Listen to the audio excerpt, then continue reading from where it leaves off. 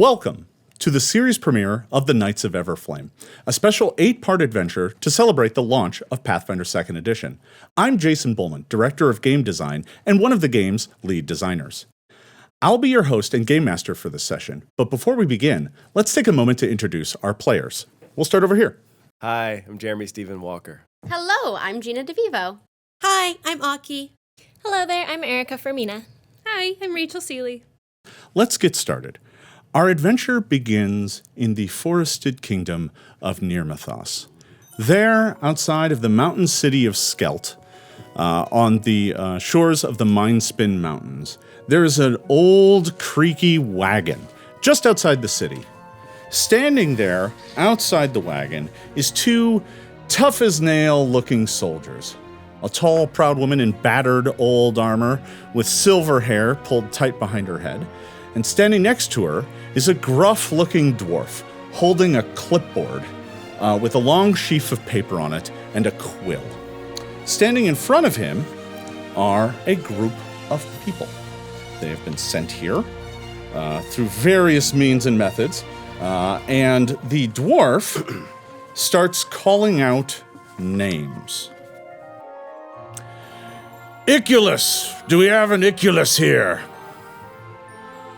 You do. Step up. Yes. The woman looks to you with kind of the look of someone appraising a side of beef. She just kind of eyes you up and down. All right. Says here you signed up to go bust some heads. Is that true? All I want to do is smash. Fair enough. Sign here. The dwarf flips the clipboard around, and there is a spot for you to make your mark. Very well, on the wagon with you. And why don't you take a moment to describe what you look like? They call me Iculus. I wear a mask. I'm very large, as you can see. And the rest is my business. You're like fully armored. You stand like almost like 3 or 4 inches taller than the lieutenant who signed you up for all of this. She kind of looks up at you, but doesn't seem intimidated by you at all. She looks down at the dwarf as you climb up on the wagon and says, "Next." And the dwarf looks down at the clipboard and says, "Liz, do we have a Liz here?" Yes, you do. You have a list. Hello. What a lovely little tete-a-tete this is. What can I do for you? The lieutenant looks down at you and says, another one avoiding the cells. We get plenty of your kind up here. Look, I just want to see the sky. You can't put me in a prison. That would be death for me. It says that you're to serve 8 years in the Lastwall military. We'll see. I don't need your signature. Get on the wagon. Okay, then. Okay, you have a pleasant day, mon cher. Could you do us a favor and describe what you look like? So, Liz is a halfling wearing mottled greens and browns and gray leather armor and a short, curly black hair that peeks out from underneath the straw hat and a cloak which goes over that. So, a little bit of an eclectic kind of a vibe, if you will, but very bright-eyed and rearing to go. As long as it's outside and not inside some building. That would be terrible. No. The lieutenant looks at you sternly, but takes you nonetheless. Looks down to the dwarf. Next! The dwarf looks down at the clipboard. Looks at it funny. Looks up at the lieutenant. The lieutenant's like, "That's what it says." The dwarf says, "Omelet?" Right, hello, yeah. That's me. Is it my turn? Sorry, I just come up there and I sign my name there. Yes, the dwarf says. Can I shake your hand? It's a great honor to finally be here. My family's been serving for generations and it's finally my time. Do I just sign my name? The dwarf looks really flustered. He's like, "It doesn't have a family name listed." No, sorry, it's sort of a family name of mine, Omelette. It's so nice hearing my name coming out of your mouth. Okay, so I come from the Stonebreakers clan, you know. On that, the lieutenant's eyebrow arches. Ah, another stonebreaker. Sure, I know. Don't have me whiskers yet, but I'll have 'em right after the battles. Oh, well, we heard that they were sending another. Welcome. Yeah, Well, you're signing up voluntarily. Here, please, sign here. good All right, you sign. Very well, up in the wagon then. We'll Sure. get you off and trained right away. Okay. Can you describe yourself for everyone else? Sure, you see a very broad-shouldered dwarf, long red hair, sort of unkempt, but at the sides you see fresh, unscraggled braids. Sort of fresh-faced, big puffy cheeks, deep blue eyes. Her armor is a deep, dark, sort of muddy, brown leather. Looks a tad large on her, but has been quite fitted for her body. And she... That's her climbing aboard. All right. The lieutenant kind of nods as you pass, almost deferentially. Apparently your family reputation precedes you. I note that approval. Looks down. The dwarf looks down. Let's see. Tariel, Windhaven? Tariel. At your service. The lieutenant kind of eyes you up, and just you hear an audible sigh. Are you going to be playing that? Pointing at your instrument. Of course. Why wouldn't I play? Says here that is this true? Your parents signed you up? Yes, unfortunately. All right. Well, sign here. Do I have a choice? Not according to this. The dwarf hands over the paperwork to you, and you sign away a 6-year term of your life. In the wagon. All right. Maybe you can play us some traveling music. I will. Can you describe what you look like? I am tall, very dark skin, black hair, brown eyes, wearing studded leather armor, and playing a little violin. Not little, but just playing a violin. Not like this. Very tiny. It's a bard feat. Thank you. Looks down to the dwarf next. The dwarf goes, Lucky Longfinger. And at this moment, a small halfling comes out of the crowd, one of the few people left here, and is like, yeah, I'm here, whatever. And the lieutenant looks down and says here, you get a 10-year term for horse thievery. And he's like, the horses were running free. I tried to catch them. And he says, yeah, whatever, sign here. And he's like, yeah, whatever. And what you see is a halfling in like a crushed red velvet coat. He has high breech boots. He's got a tunic on that has ruffled sleeves. His hair is tousled. And he's like, all right. And he hops up on board and sits down next to the rest who are up on the wagon. And he says, when's lunch? Later. All right, next. The dwarf looks down. Last, not least, Linnaeus. Do we have a Linnaeus here? Oh, hello. That's me. Hello, my name is Linnaeus. I'm sorry, I'm a little late. I got on the wrong boat. Looks down and says, you were supposed to arrive with the caravan 3 months ago. We've had you on this list for 3 months. Where have you been? On the wrong boat. I've never been outside of my monastery, and I got on the wrong boat, and then I ended up seeing quite a bit of the world and collecting more friends, and I finally got here, but it took me a while. The lieutenant goes, yes, that's quite enough. It says here the monastery of the Dawnflower sent you. Yes, I am here to spread the light of Sarenrae for everyone. And at this point, can you describe what you look like as you proclaim that you're here to spread the light of Sarenrae? Linnaeus looks freaky. So Tell me about it. Linnaeus is very clearly a half-elf woman. She's very pretty, but she has these stark white eyes. They look kind of crazed.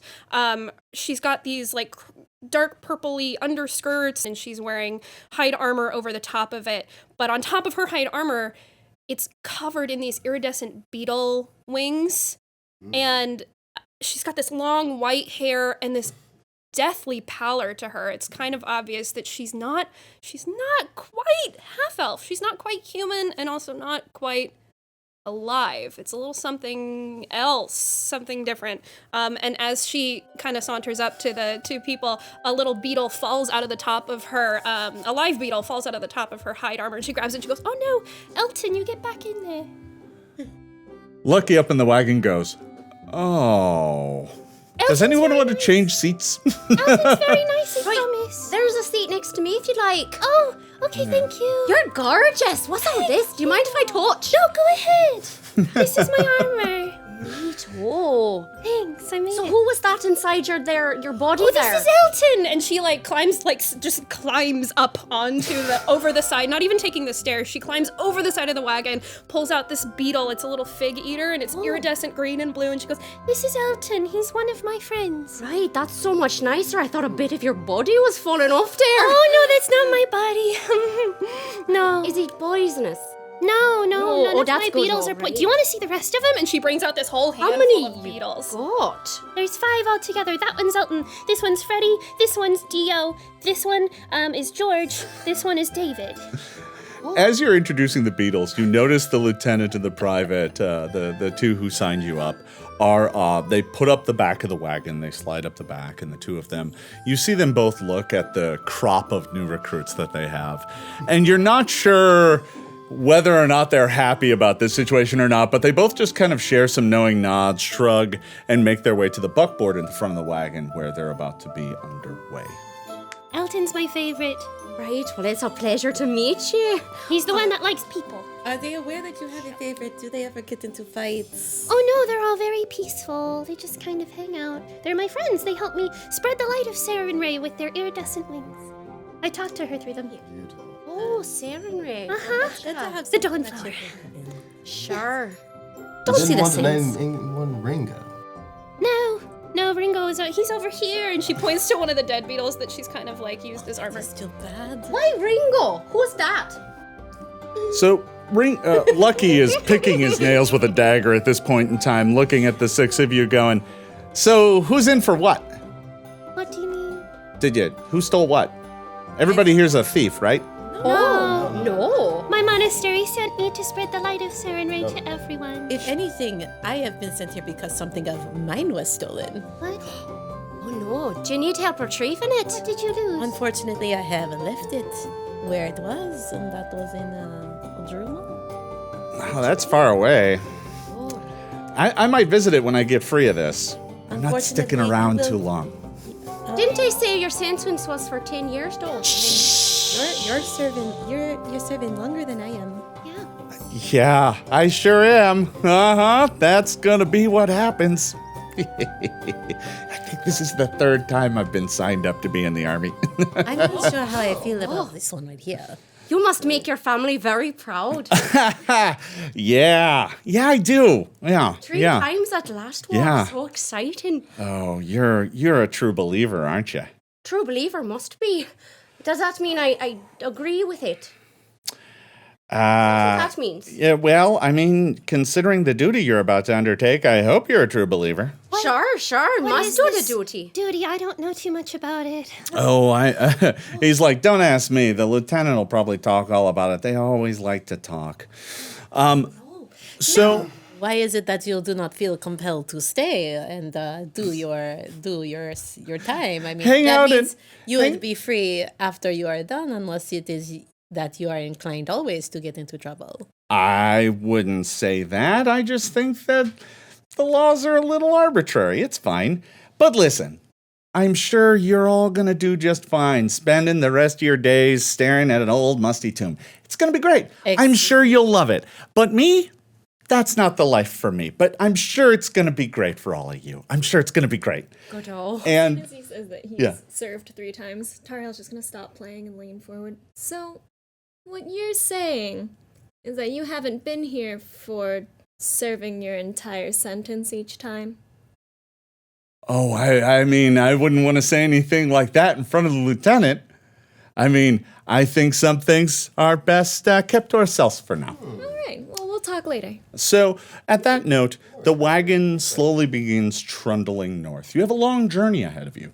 The path from near Mythos up into Lastwall is several hundred miles long, and on a wagon that isn't on a particularly well-kept road, that's a rough journey indeed.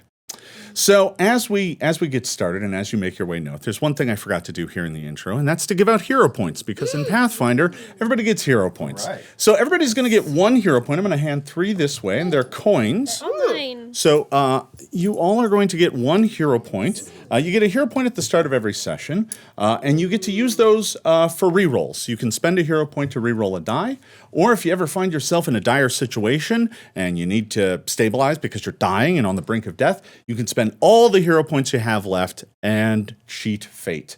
And because you've all been such great sports to join us here today, I'm going to go ahead and give you an extra hero point each to start. There you go. How benevolent. You get a hero. Love it. Are you You get a hero point. Yes, I want you to remember that I am a benevolent game master. Now. That is the truth of this entire story. A couple episodes from now, we'll see how that holds. All right. Called down something without meaning to. You're doing just fine. All right. So, the wagon continues to trundle north for the rest of the day. Lucky goes quiet and isn't interested in talking about his past. The lieutenant, after about an hour, turns around while the dwarf is guiding the wagon, turns around and says, "All right, well, I suppose it's time you know what you've signed up for. I am Lieutenant Andla Elisand. And I... Adla. Andla, sorry. Andla, A-N-D-L-A. Andla Elisand. You can call me Lieutenant Elisand. Lieutenant Ellison. And my job is to assess... Well, to be honest, to assess whether or not you're worth a damn. If you're going to be serving in my army, I need to make sure that you're capable and competent. It's dangerous out there. There are orcs and things far worse than orcs prowling in the hills and mountains beyond Lastwall. Ours is a noble duty that we have done for 1,000 years, and I won't have it fail on my watch." Iculus reaches down, pulls out the bastard sword. Decent weapon. Soon we're going to see if you know how to use it. My job is to ensure that you know how to fight. Because in Lastwall, we fight. There's going to be a lot of talking. The dead don't mince words. They come for your soul. They'll rip out your organs and feast on them while your friends are still left alive to watch. You must be really fun at parties, no? You think there's going to be parties where we're going? No, we're heading to Castle Everstand, where you're going to be completing your training. I hope you're ready for 6 months of hard labor and exercises. Drill regiments every day. You're going to come to love it. Just like home. I've been training for this my whole life. One of us has The lieutenant nods. You've got potential. Good, oh, did you hear that? Potential. Lucky in the background kind of leans back so the lieutenant can't see and like, What are we laughing at? I'm I'm going to excited for shoot you. that one first. I think. And she goes on a spiel talking about duty and honor, and it's all terrifically boring to everyone except for Omelette. So I'm not going to bore the rest of you with it. It goes on for about an hour. I already know everything you're saying. It's just nice to hear it. I'm a bit homesick. If you could relate it to Sarenrae, that would be so much better. No need to worship the sun. It just goes around.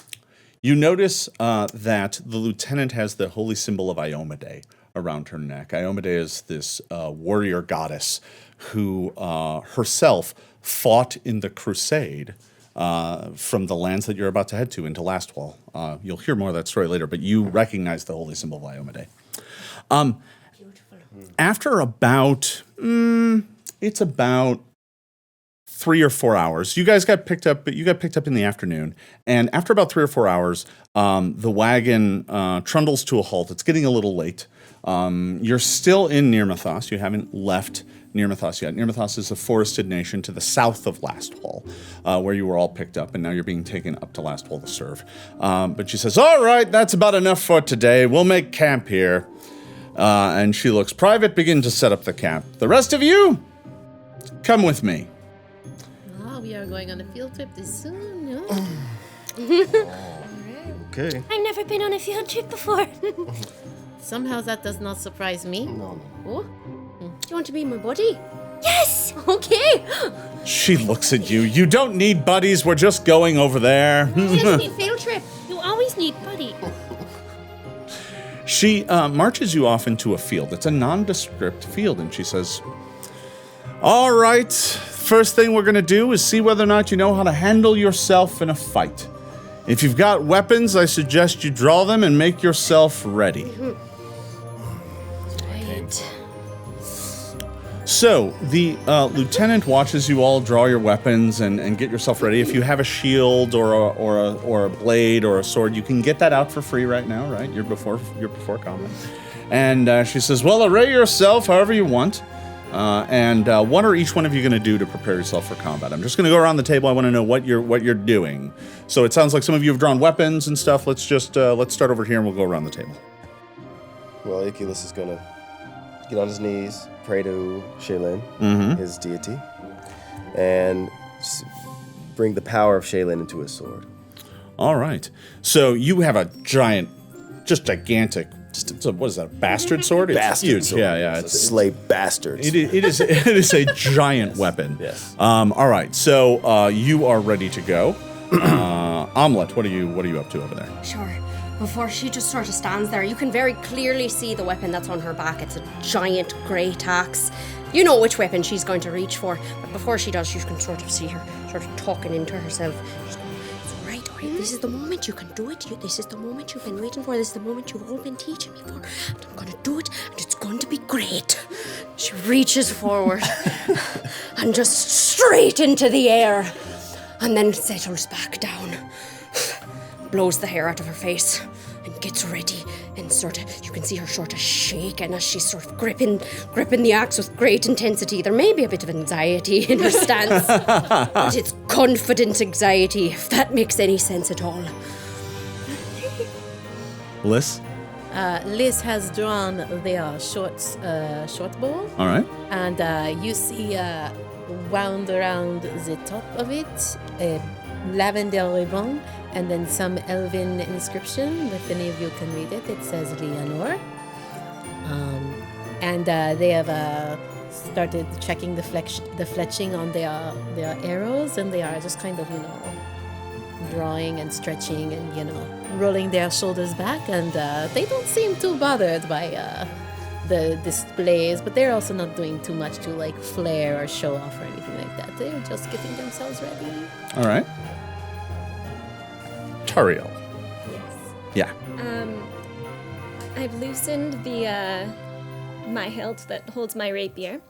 But before I draw it, I start doing lots of stretches, lots of something you would see a dancer do to prepare. She like folds herself in half and like goes into the splits, very casual stuff. And then she pulls out her rapier. All right. So you're limbering up for battle. Yeah. All right. Yes. Linnaeus. Linnaeus is squatted in a corner with her shield and her scimitar up, and she's talking into the hide where all of the beetles are, and she's kind of giving herself a pep talk, but also praying to Sarenrae through the beetles to chill Sarenrae's light into her weapon. She's like crouched in the corner going, May the Lady of the Dawnflower smile on me today as I try and prove myself in battle and in front of all of these new friends. Lucky draws a dagger and is just like, he's drawing a dagger as he's just staring at you, prey to beetles. And he's just like, yeah, right. I got a knife. And he's got a knife and he just kind of backs up. Like you're all up there and he just kind of takes like 5 steps back. Yeah, right. Let's do this. And at that moment, the lieutenant goes, ready? As we will ever be, I guess. Always. All right, let's see what you're made of. And she gets out of her pocket, she gets out a brown crystal. It's about this big, and it looks like half of it's made of granite, and the other end's just this sharp brown quartz. And she takes it and throws it on the ground, and as it hits, it shatters. And the earth suddenly begins to churn and rumble, and rising up out of it, like built out of the rocks, pulling itself up out of the ground, is what looks like a large humanoid form made of earth and rock. And as it pulls itself up into shape, it raises itself up and a mouth opens and it just lets out a guttural roar and begins charging forward to you. And at that point, we're going to enter combat. So here's how this is going to work, everybody. The first thing I'm going to ask you to do is roll initiative. And in Pathfinder, initiative can be a lot of things. You could be hiding, you could be sneaking, you could be following tracks.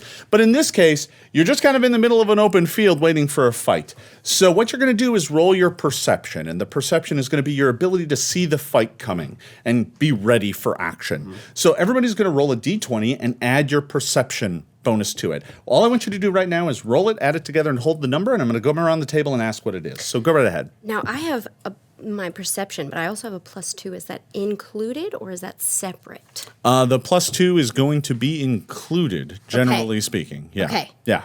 All right. So I'm going to go around the table and ask what your total was. So, Omelet, what do you have? Finding out. No. 19 plus 12. 19 plus 12. Yep. Huge. That's like a 31. I told you I was anxious and confident. Yeah, no, obviously. Liz, what do you have? I rolled an 11 and my perception is +13, but I also have this great cloak that makes it easier for me to spot things, and so I have a 25. A 25. Ooh. It is okay. That is great. Oh, I yeah. have you down. You're going to be all right. Iculus, what do you have? I rolled a 6 plus perception 9. So that's a 15.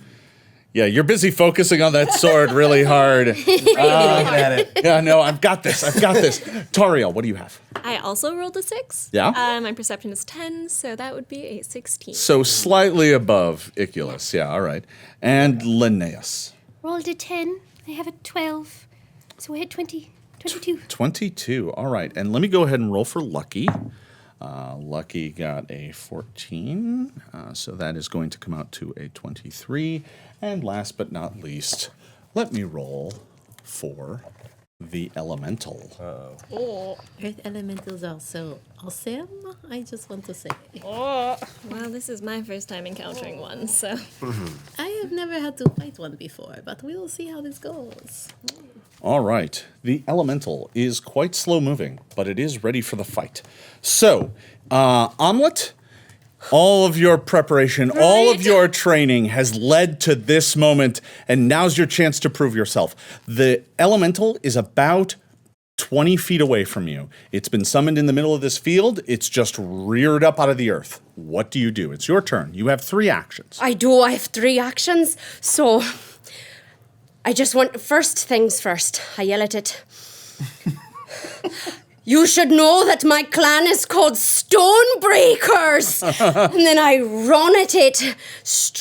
I can get within 1 movement stride of it. With 1 action, you can be right up on top of it. Right up on top of it. For the second action, I would like to climb its body because it's made of stone and I'm quite good at that. And I want to give it a right good whack in the face with my great axe. All right. So let's go ahead and make you have you roll an athletics skill check. Sure. As you basically are trying to like hop up its like knee and arm as you get up kind of towards its head. Well, I do have the rock runner trait. Does that come in handy in this? Well, let's get the athletics skill check and see how it goes. All right. Athletics. 18. An 18 total? 18 total, plus right. 13 to my 5. So you run up to the creature and attempt to climb it. Now, Tempt is a very dangerous word you just said. yeah, because an 18 is not that great. So you run up and your foot gets on its knee, but it slides right off. The rock just crumbles. And instead of it being a solid surface, you find yourself back on the ground. But you do still have one action left, so you can still attack. You just won't be up on top of it. And as I my foot loses, I didn't take into consideration it might be made of sand. I cleave into the gut to try to hold on to stay on top. All right. So you are going to go ahead and make an attack roll against it. So go ahead and roll that d20 and add your attack bonus. Okay.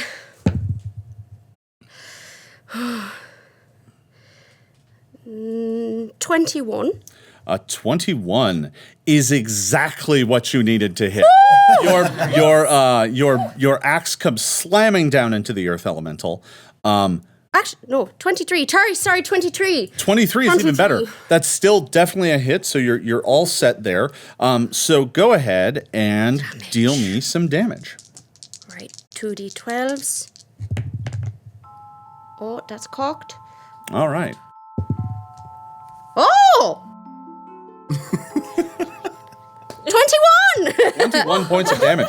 So you have a magic striking axe. So instead of dealing 1d12, it deals 2d12. So your axe slams into the elemental. A huge clod of like sod and stone falls off from one side of it. And that looks like it hurt it, but not enough.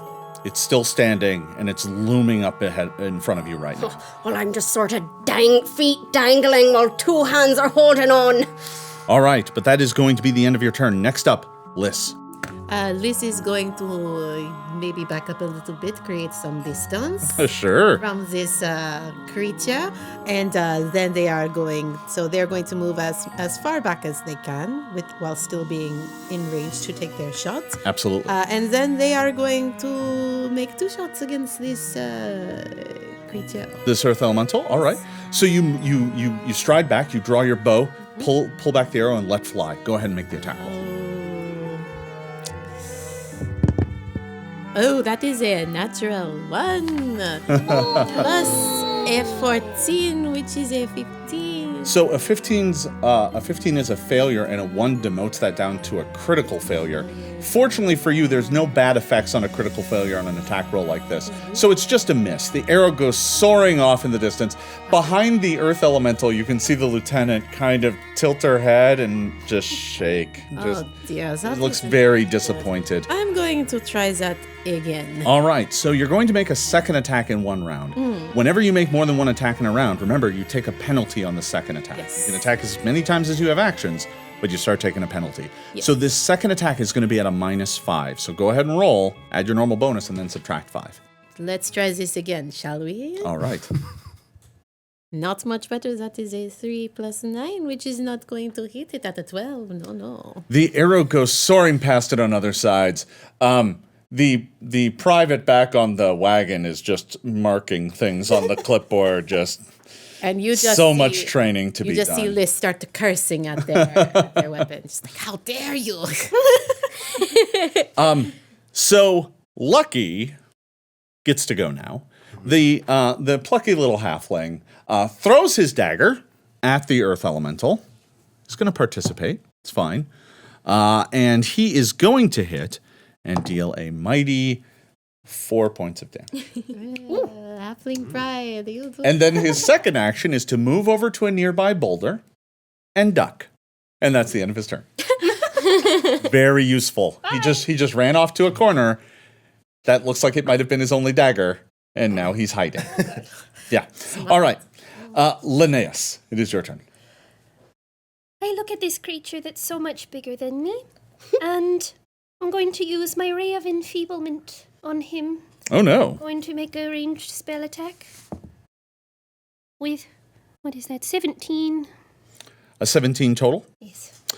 So your ray goes shooting off through the air, and it just barely misses. It goes right over the elemental's shoulder. And once again, you see marks being put down on the clipboard about your efficacy. So that was only 2 of your actions. You do still have 1 action left. Spells cost 2 to cast, but you do still have 1 left. Damn. I'm going to raise my shield. All right, you raise your shield to give yourself a defensive bonus. That allows you to add 2 to your armor class should the elemental attack you. But there's no need to worry about that, because it's now the elemental's turn, and there's a dwarf right in front of me with an axe. Sure, and I've been watching a lot of things fly past me head there. So, Sorry about that. the elemental is just going to attempt to backhand you with a fist. Come at me, dust breath. Oh, The fist goes flying through the air, hitting an armor class of 23. Oh, you just got me. Just got you? Yeah. All right. The fist of earth slams into you. Oh! You can feel bones kind of crunch and shift under the weight of the hit as it does 21 points of damage to you. Woof. I'm coming. 20, I'm what? sorry. 21? 21 points of damage. The elemental, satisfied that you have been defeated, it strides right up to you, Iculus, because you're still up in the field, and it's going to swing at you as well. Now, it's going to take that same penalty for making multiple attacks in the round. But I rolled a 20. So the elemental comes and it raises its fist up and just slams it down right on top of you. Just like trying to drive an iron stake into the ground. It's just trying to plant you. So that is going to be a 20 plus my bonus -5 is still going to be 31. That's a hit. The 20 takes it to a critical hit.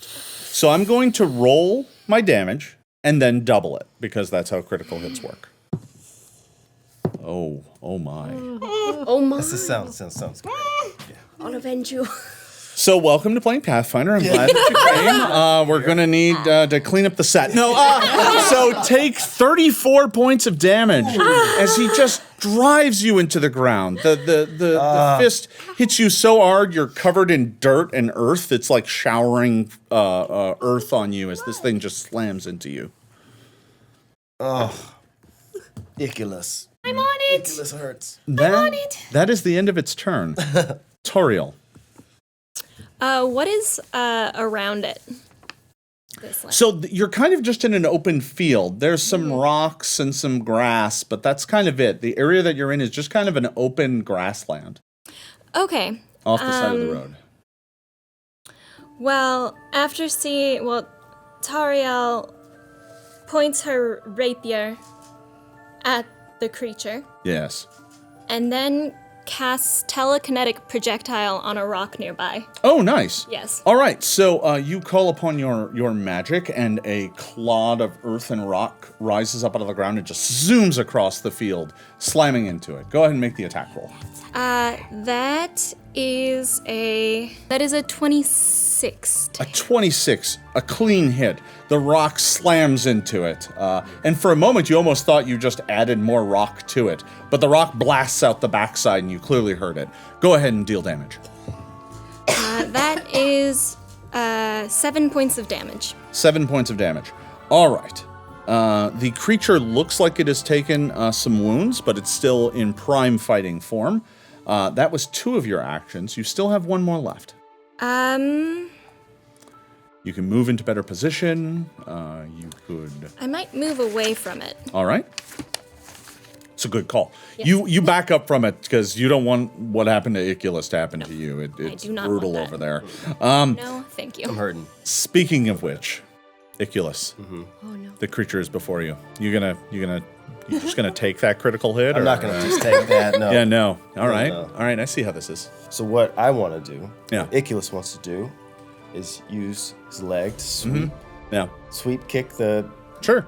creature, and as I hit him in the back of the leg, rear back on All the right. master sword on the back of his So you have a choice there. You can attempt to try and trip it.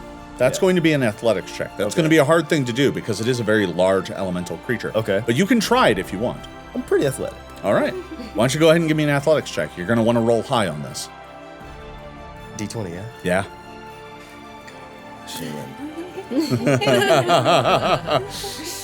The offerings to the dice god begin early, Pathfinder. Dice for the dice god. 12 plus 13, so it's 25. 25. So, that's enough to make it stumble. So you slam your leg into it, and all of a sudden it's kind of teetering. Like it's off balance. Yeah. That's going to give you a bonus on your attack roll. So go ahead and make the attack roll now. Come on, bastard. 11. All right. And let's see, where am I at here? For plus 12, so it's a 23. A 23. A 23 is going to be just enough to hit it. So go ahead and deal damage. And this was the last guy who dealt you damage. So your retribution on your axe is going to kick in, I think. Okay, so what's that? It adds another 2 on top of the damage total. Yeah. 2, and then this is a 9, so... Plus 4. Yeah. So we're looking, 13 plus 15? 2 more, so 15 points of damage. Cool. All right. Your bastard sword slams into it, and it takes 15 points of damage. It looks pretty badly hurt by that. As a matter of fact, you slam your blade into it. The blade dives deep into the rock and stone, and it just collapses. It just crumbles into rock and earth. Feel the wrath of Iculus! Just a pile of rock and earth sitting there. Good nice shot there. I didn't even get to hit it. What is this? Wait, what can I run over and try and heal them? We're going to stay in initiative order. Okay. Iculus, you still do have 1 action left. I do. But it's just a pile of rock and dirt right now. I want to finish this off. All right, so you just start beating the pile of rock and dirt. Smashing Yeah, sure. it. Just smashing it. You're just attacking the ground. Yes. Which is pretty easy to hit. Yes. Yeah, if you miss that, then the dwarf is just going to be like, oh, no. All right, Don't ever hit me again. Omelet. It's your turn. What would you like to do? I suppose I'm just gonna gather my strength. This is not the first broken bone I've had. Should have named us bone breakers instead of stone breakers. So sort of gather up and I sort of pretend like I'm not in pain, and I walk over and I'm just like, good on ya, I'm gonna, don't mind me. I should, right, you, the way, your mood right now, what you're doing, that's a mood. I'm gonna just grab the axe there. I'm just gonna, don't look at me. I'm gonna grab, all right, I need 2 hands for this. So gonna go and, no, don't help me. They're watching, don't do that, they're watching me. The dwarf is back there. I'm grabbing, Leaning forward with his I clipboard. lift the axe and it's sort of in a swingy motion back onto the shoulder there, where the one that's not in pain, and give a nice like a aha down at a dead creature there. All right. Did it? Liz. Did it? Liz has done this too many times to think for it to be it cannot be this easy, and so I am going to take a good look at the lieutenant, see what it is she is up to. I would like to. So interesting. You should ask that. Give me a perception check. I shall do that. That is what I am going to do. Yeah. So go ahead and bounce me a d20 and add your perception. You're trying to read her expression. Natural 20 plus a 13, that is a 33. You are 100% positive looking at her expression. She's kind of looking at the rest of you with kind of a little wry smile on her face. And she's just kind of sitting there with her arms crossed, just kind of watching and almost like she's waiting. I am going to put myself in a sort of if I can do some stealthing to sort of give myself a little bit of cover. So there's the rock where Lucky is hiding behind. yeah. But there's another rock that you can I'm go and going kind to of go take and cover do behind. That for sure. Yes, I will roll All right. stealth for you if Yeah. you would like me to. Mm-hmm. So actually, you don't need to roll stealth. The great part is you can just say, I'm going into stealth, and if something actively looks for you, we'll deal with it then. So you are hiding right now. I am That's going fine. to do my hiding thing. Fantastic. All right. Lucky does the same thing. That's all he does this round. He just stays hidden. Linnaeus. Linnaeus, having no idea that this thing might still be alive, runs straight for these two and goes, I'm so glad you're both in the same place. I just need you both to stay here. 10 minutes on you and 10 minutes on you. Okay, let's go.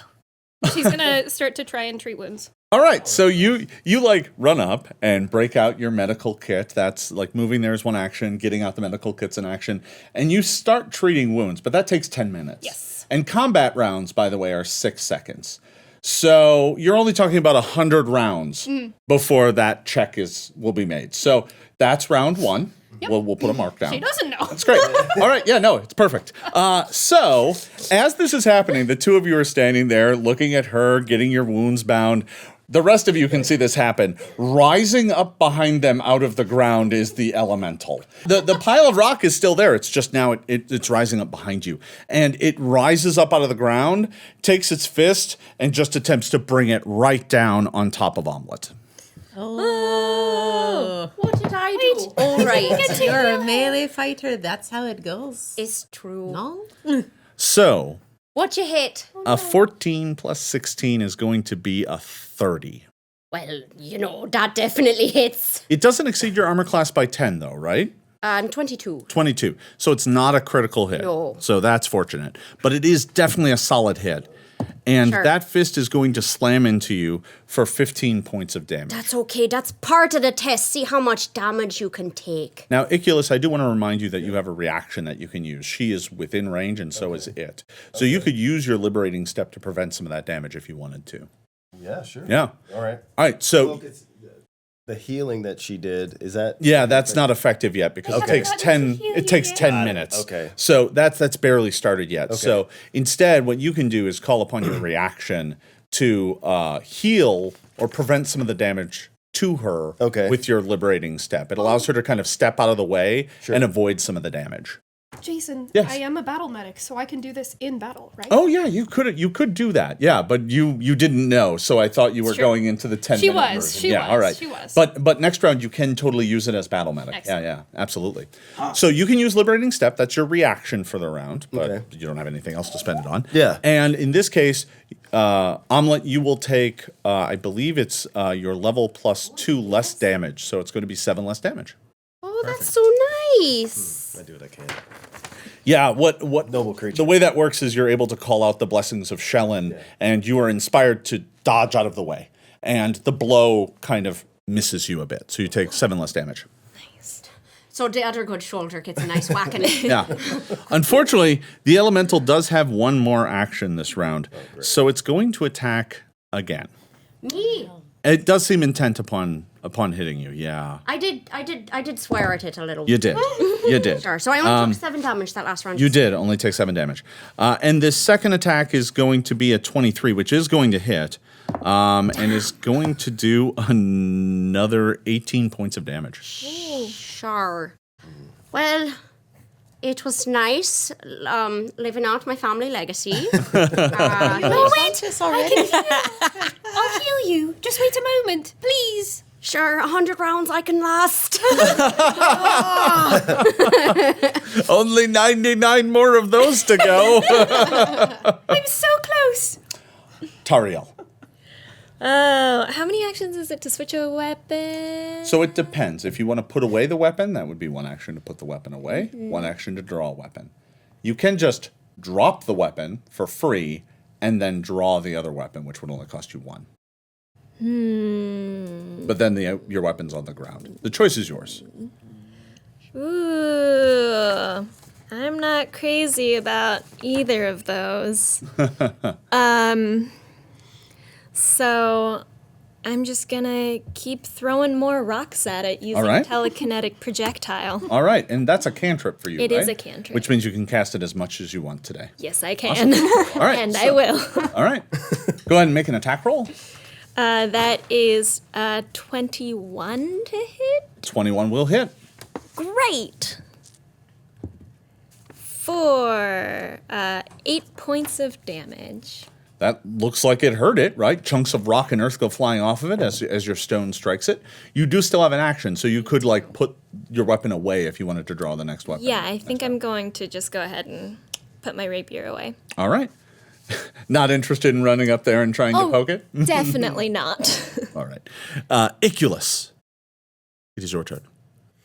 Iculus turns around, smashes the element Awesome. right in the chest. Yeah, go ahead and make me an attack roll.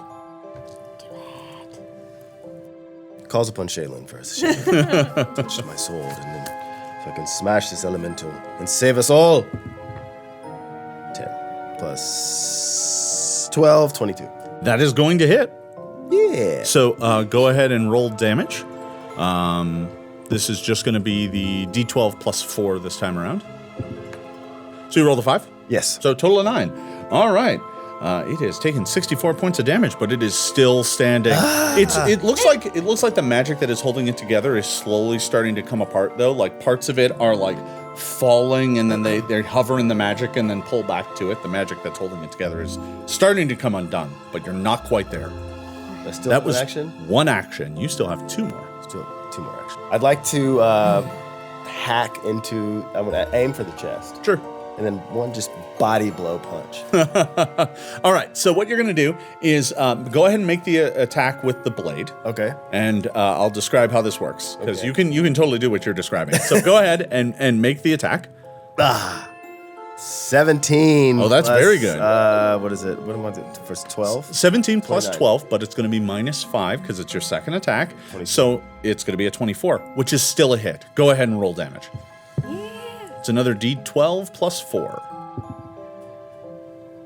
10. 10 points of damage. It's now taken 74. And then you release your grip with your hand and do your last attack as a punch. Go ahead and make me an attack roll. At 12 and 20. I'm just ready. 11. So you're not going to have this written down, but it's pretty easy for us to figure out. Yep. So what's your strength? 4. 4. Or 18. Yeah. So it's a plus 4. So you're going to be a plus 4, and your level is 5, so that's 9. And you are trained in unarmed attacks, so that's going to be a plus 11 on unarmed attacks. Okay. So what's 11 plus what you rolled? 22. 22. Yeah. Unfortunately, it is your third attack, though. So minus. It would be minus 10, but fists are agile, so it's only minus 8. Okay. So you slam your fist into it, but at a minus 8, you really just kind of slam your fist into it, and you hit like a clod of sod and grass, and your fist just kind of pulls out, and you're like, ah! And it didn't look like it hurt it, but it looked really awesome. Yeah. You saw the dwarf go, like, oh, like well. Yeah. Well, that was brave. All right. Top of the order, Omelet. It's still there standing in front of you. It seems intent upon ending the family line right here and right now. Sure, I've taken quite a beating, but as I'm sort of not lying there, I've not been knocked prone or nothing, but I'm definitely not showing my best form, and I just sort of say to myself, look, I know it's my first day, but I could really use the help. And as she says that, she's going to fly into a rage. So you sort of see almost like a smoky mist sort of envelop. It sort of seeps out of her leather and envelops around her head and goes into her eyes, and they sort of become this sort of smoky, glazed over look. And she stands straight up as if she's sort of being puppeted. And she goes to dive right in. Now, question. Yes. Can I also do a feat? Along with this, that's my second action. Fly into a rage. Then What feat are you trying to use? I'd like to furious finish this mother. So you're betting the farm.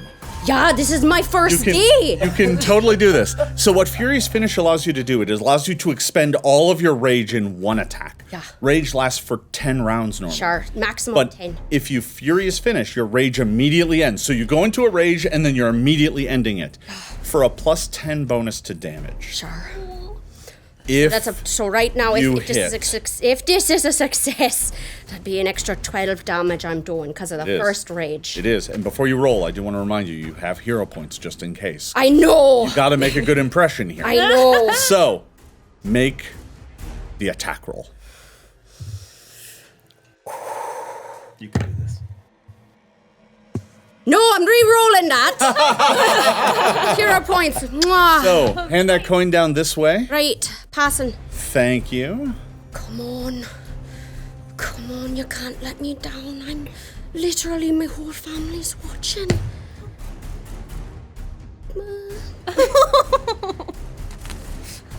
What's the target?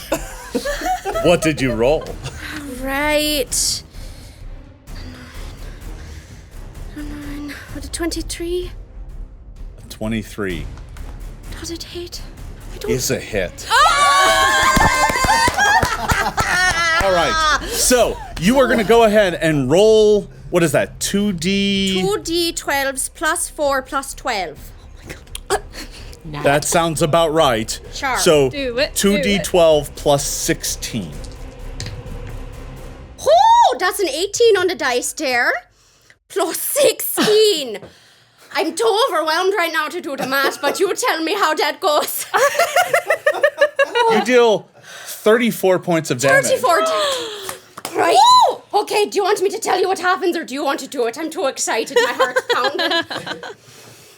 Summoning up all the rage of your ancestors, you slam your axe. As this is happening, the elemental itself looks down at you, kind of like, and you just slam your axe right into the middle of its chest.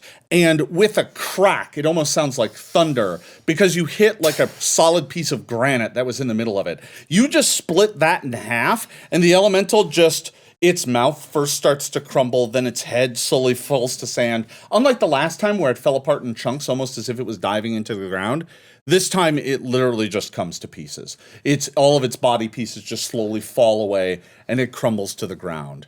I didn't even get to hit it. What is this? Linnaeus looks up and is like, oh, there was fighting still. Oh, okay, let me heal you now. I can do that.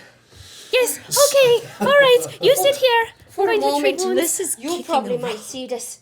You'd swear she was floating a few inches off the ground until the smoke dissipates and she full form falls out and just is on the ground. Oh, I'm going to heal you too, don't worry. The lieutenant just kind of, That's very good. well done, most of you. Yeah. You've done admirably well against my little challenge. I hope you aren't too hurt. Well, not after me. Seeing you Not anymore. with bandages, the lieutenant looks and says, useful skill. You should take care of that. I am. That's why I'm standing here. Yes. All right. Heal. So, Aculus, come close. Right. Oh, my friend, don't let anybody know. Did I do it? You did it. Oh, my God. You know I'm standing right here. Did it crack like a big It old cracked egg? like a... Oh, Omelette. Omelette. Smashed. don't tell Omelette. anybody. I think I'm crying. Omelette. Sure, okay. Let me heal you, yes? Oh, yeah. Okay. Yeah, no, I could go for that. Okay, sure. Yeah. Sure. all right. So you're going to start off with some medicine. Let's go ahead and use that skill. You're not in combat anymore, so you can take 10 minutes to bandage up their wounds. Now, because you're an expert at medicine, you can try and really triage their wounds, or you can just kind of do some surface stuff. Triaging their wounds is a harder check, though. It'll heal more, but it's harder, and you might fail. Or you can kind of go for the easier check and just heal them for a little bit of damage. Which would you like to do? I'm going to do the easier check because I still get a D10 instead of a D8. Oh, yeah. Healing hands. So I'm still pretty effective. All right. I'm just going to lie here while you do So- that. Ooh, I already beat the DC. I rolled a 16. And I have a plus 11 to my spellcasting. Awesome. So, I believe the healing hands actually applies to spells, not to medicine, but that's okay. Yeah. Yeah? My spell bonus is 11. Yeah. Are you doing medicine, or are you doing a spell to heal? Oh, no, you're right. I'm skill? doing medicine, so I'm There doing we are. plus 13. Yeah. Yeah, So- so I'm still 10 over. So, as a matter of fact, that's a critical success, so you heal him for 4d8. Oh, wow. 40-10. 4d8. Says The healing 48? hands only applies to spells. Oh, Yeah. No worries. You need some D8s. I We're all new. The game just came out. want I'm learning for sure. 19. 19. health So you get for 19 hit points back. Right. So go ahead and take off 19 points of damage. Would you like to treat Omelette as well while you're here? Yes, I'm going to All right. cast a spell. I think I'm next. Well, you can guys. do medicine on Omelette first, if you like. I will do that instead. All right. Liz is kind of Perfect. doesn't Oh, no. seem too happy with their performance. They have unstrung their bow and stuck it back in its sheath, and they are just observing, kind of kicking rocks, a little bit disappointed. Lucky kind of comes over to you and is like, yeah, you did the smart thing. Staying out of the fight's the way to go. That was not my intention. I was hiding in order to have a better shot, not so that I could be labeled a coward like you. He's like, why, I never. I was hiding to find a better shot as well. I need to go get my dagger. And he wanders off to go get his dagger. If that is the case, then can I also go and look for my crossbow bolts just to kill some time? Yeah, sure. Absolutely. Yeah, you can go find them. Okay.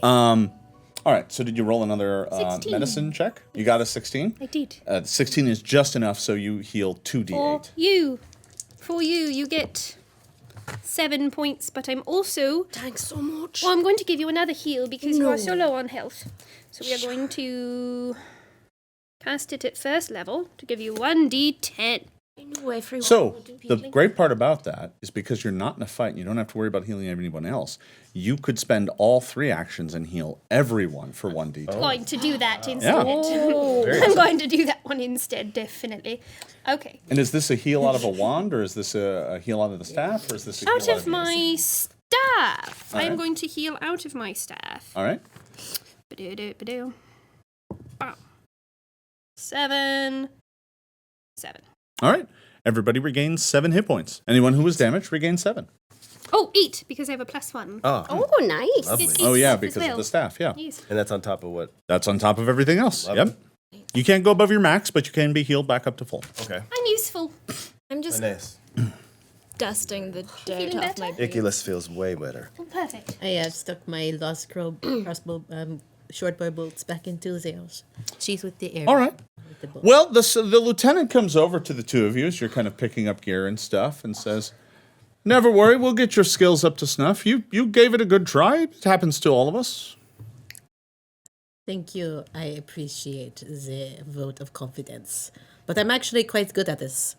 I guess today my aim was just off. She says the earth elemental is a dangerous creature. It's why I tested it against you. It's not easy to hit Well, and quite dangerous. I don't tend to get close to things as a general rule. I like to keep my distance. She nods. Don't worry, we'll find a place for you in Lastwall. Great. I am so excited.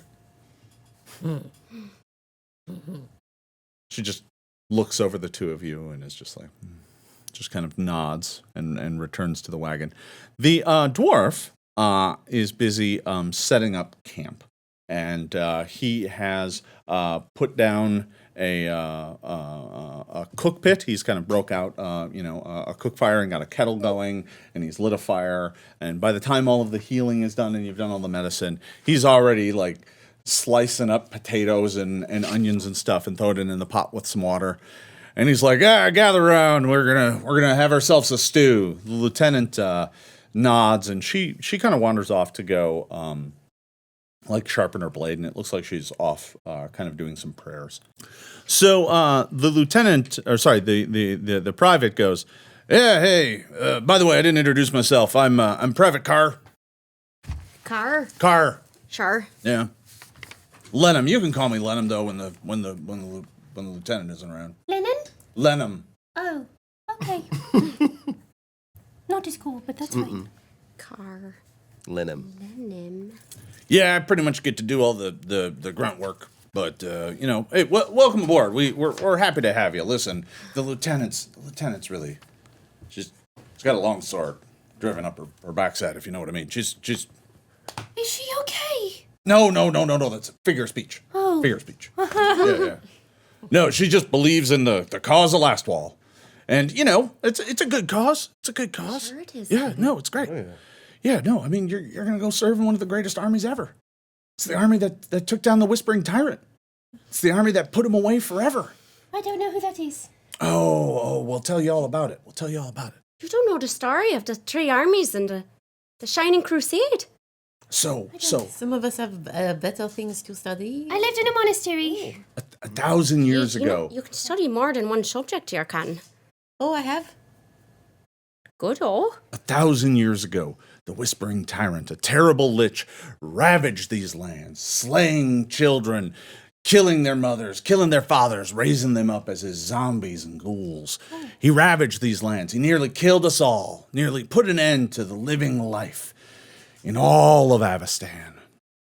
But then there was the Shining Crusade. 3 armies come together from the nations of the south. They drove north across Lake Incarthen, and they founded Lastwall. They landed their beachhead on the edges of his vile domain, and they drove for 40 years. They fought forward, fighting their way to his doorstep, and there, in the shadow of Gallows Spire, his foul tower, the forces met him on the field of battle, and brave General Arnesant took to the field, wearing resplendent armor and wielding the shield of Eredin, god of humans. He took that shield into battle, and the terrible lich wished for the general's his beating heart in his hand. He spent powerful magics to summon his heart right from his chest. But that lich, he didn't know that the general's heart belonged to Eredin. And the shield shattered, and its sacred pieces ended up fused in the lich's hands, and he was destroyed and vanquished. But they couldn't beat him.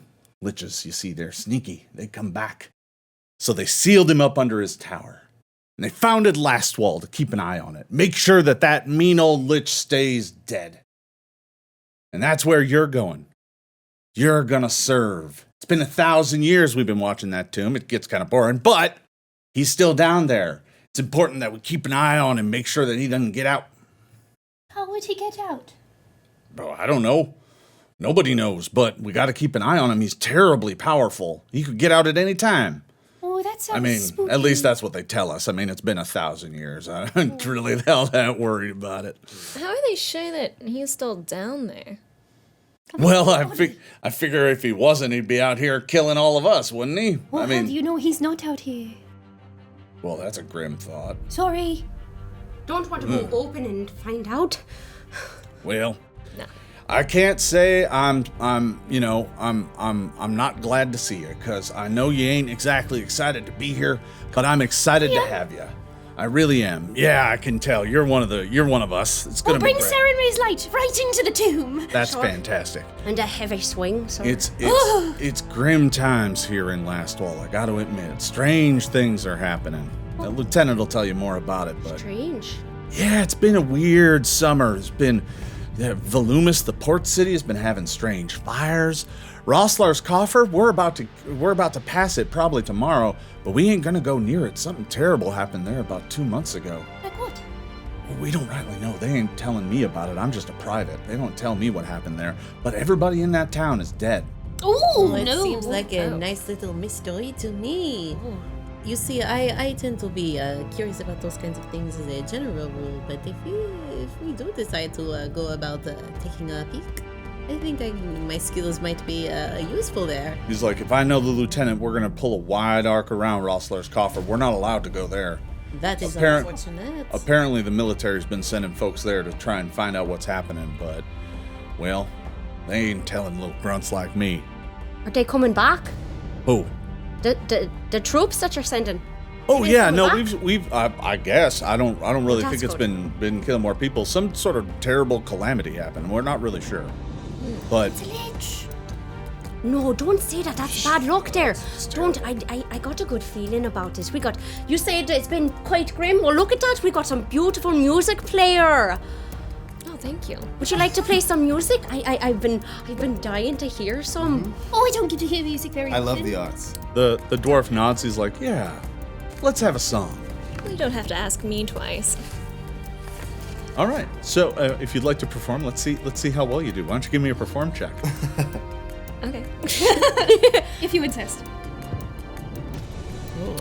That is a 32. Wow. I weep openly.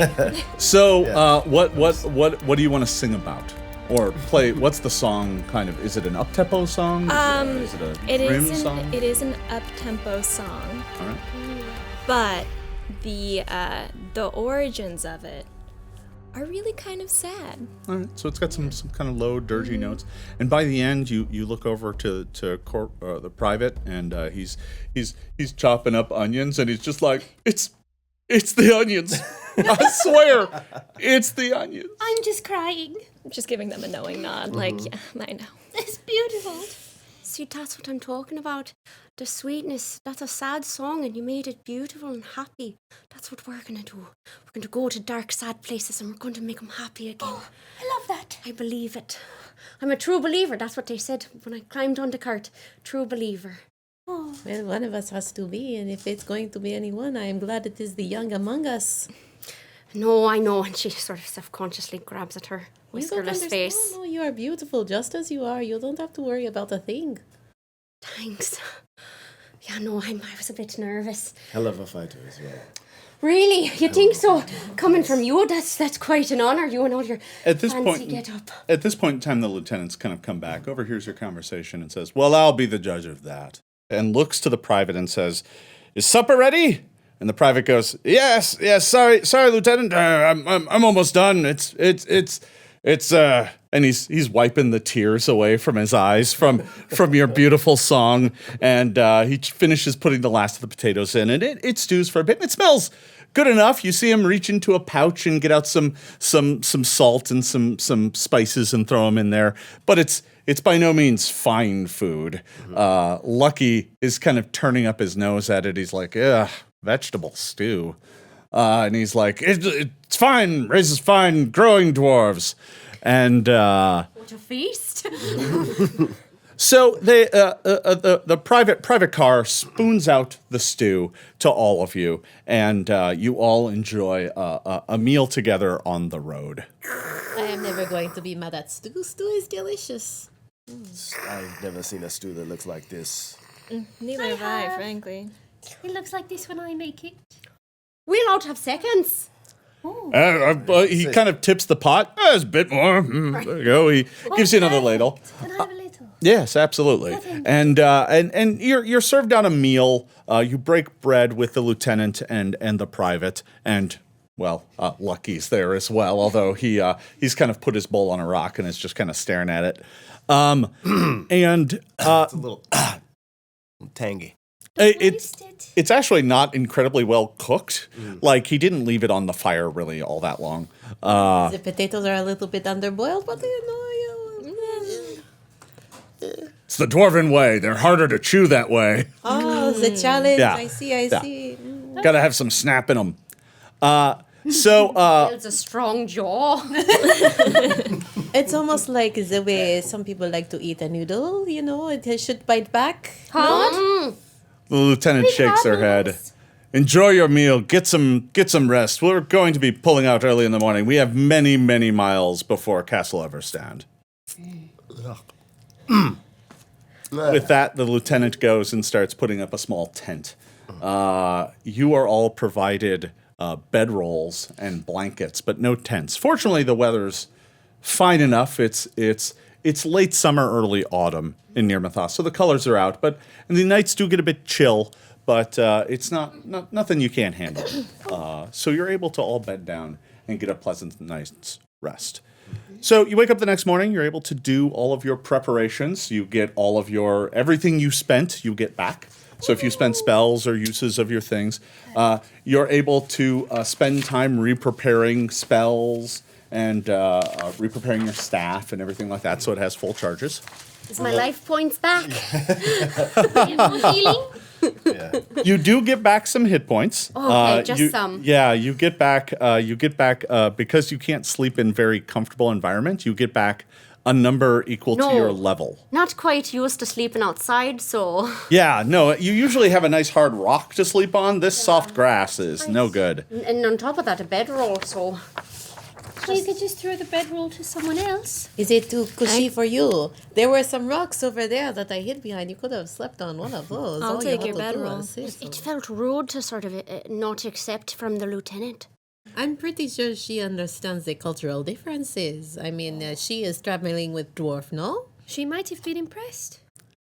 Damn it. So if any of you are down hit points, you can use medicine throughout the day to restore them back to full hit points. In fact, you're traveling for so long, I'm not even really going to make you roll for it. You're just able to slowly bandage them up over the day. There's no point in rolling checks for just regaining a handful of hit points. So you'll be back to full. You said what our level is. Back. Yeah, you get that back. Okay. You might be able to get more if you were sleeping in more comfortable environment. Sure, yeah. But you're kind of sleeping on a bedroll in the middle of a field. So Perfect place to sleep. You Yeah. can see the stars. as a matter of fact, the stars above were beautiful last night. But it has broken to a cold, bitter morning. As you all wake up and the wagon packs up, a cold breeze begins to blow from the north. Leaves start come to loose from the trees, and you see great kind of gusts of autumn colors blow by as you make your way further and further north. The light of Serenray will keep us warm. I think my cloak will suffice just fine. I'm going to press this.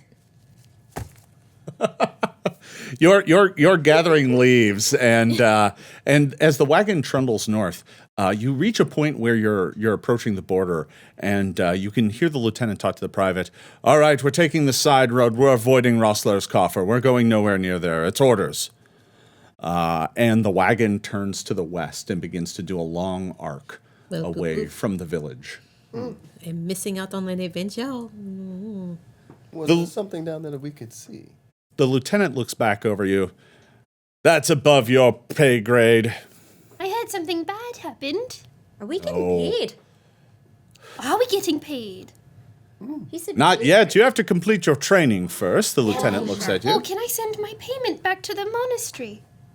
She I'm not shrugs worried if about that's what you want to do. Oh, yes. Do people who are sent here involuntarily get paid? Your pay will be sent to settle your debt.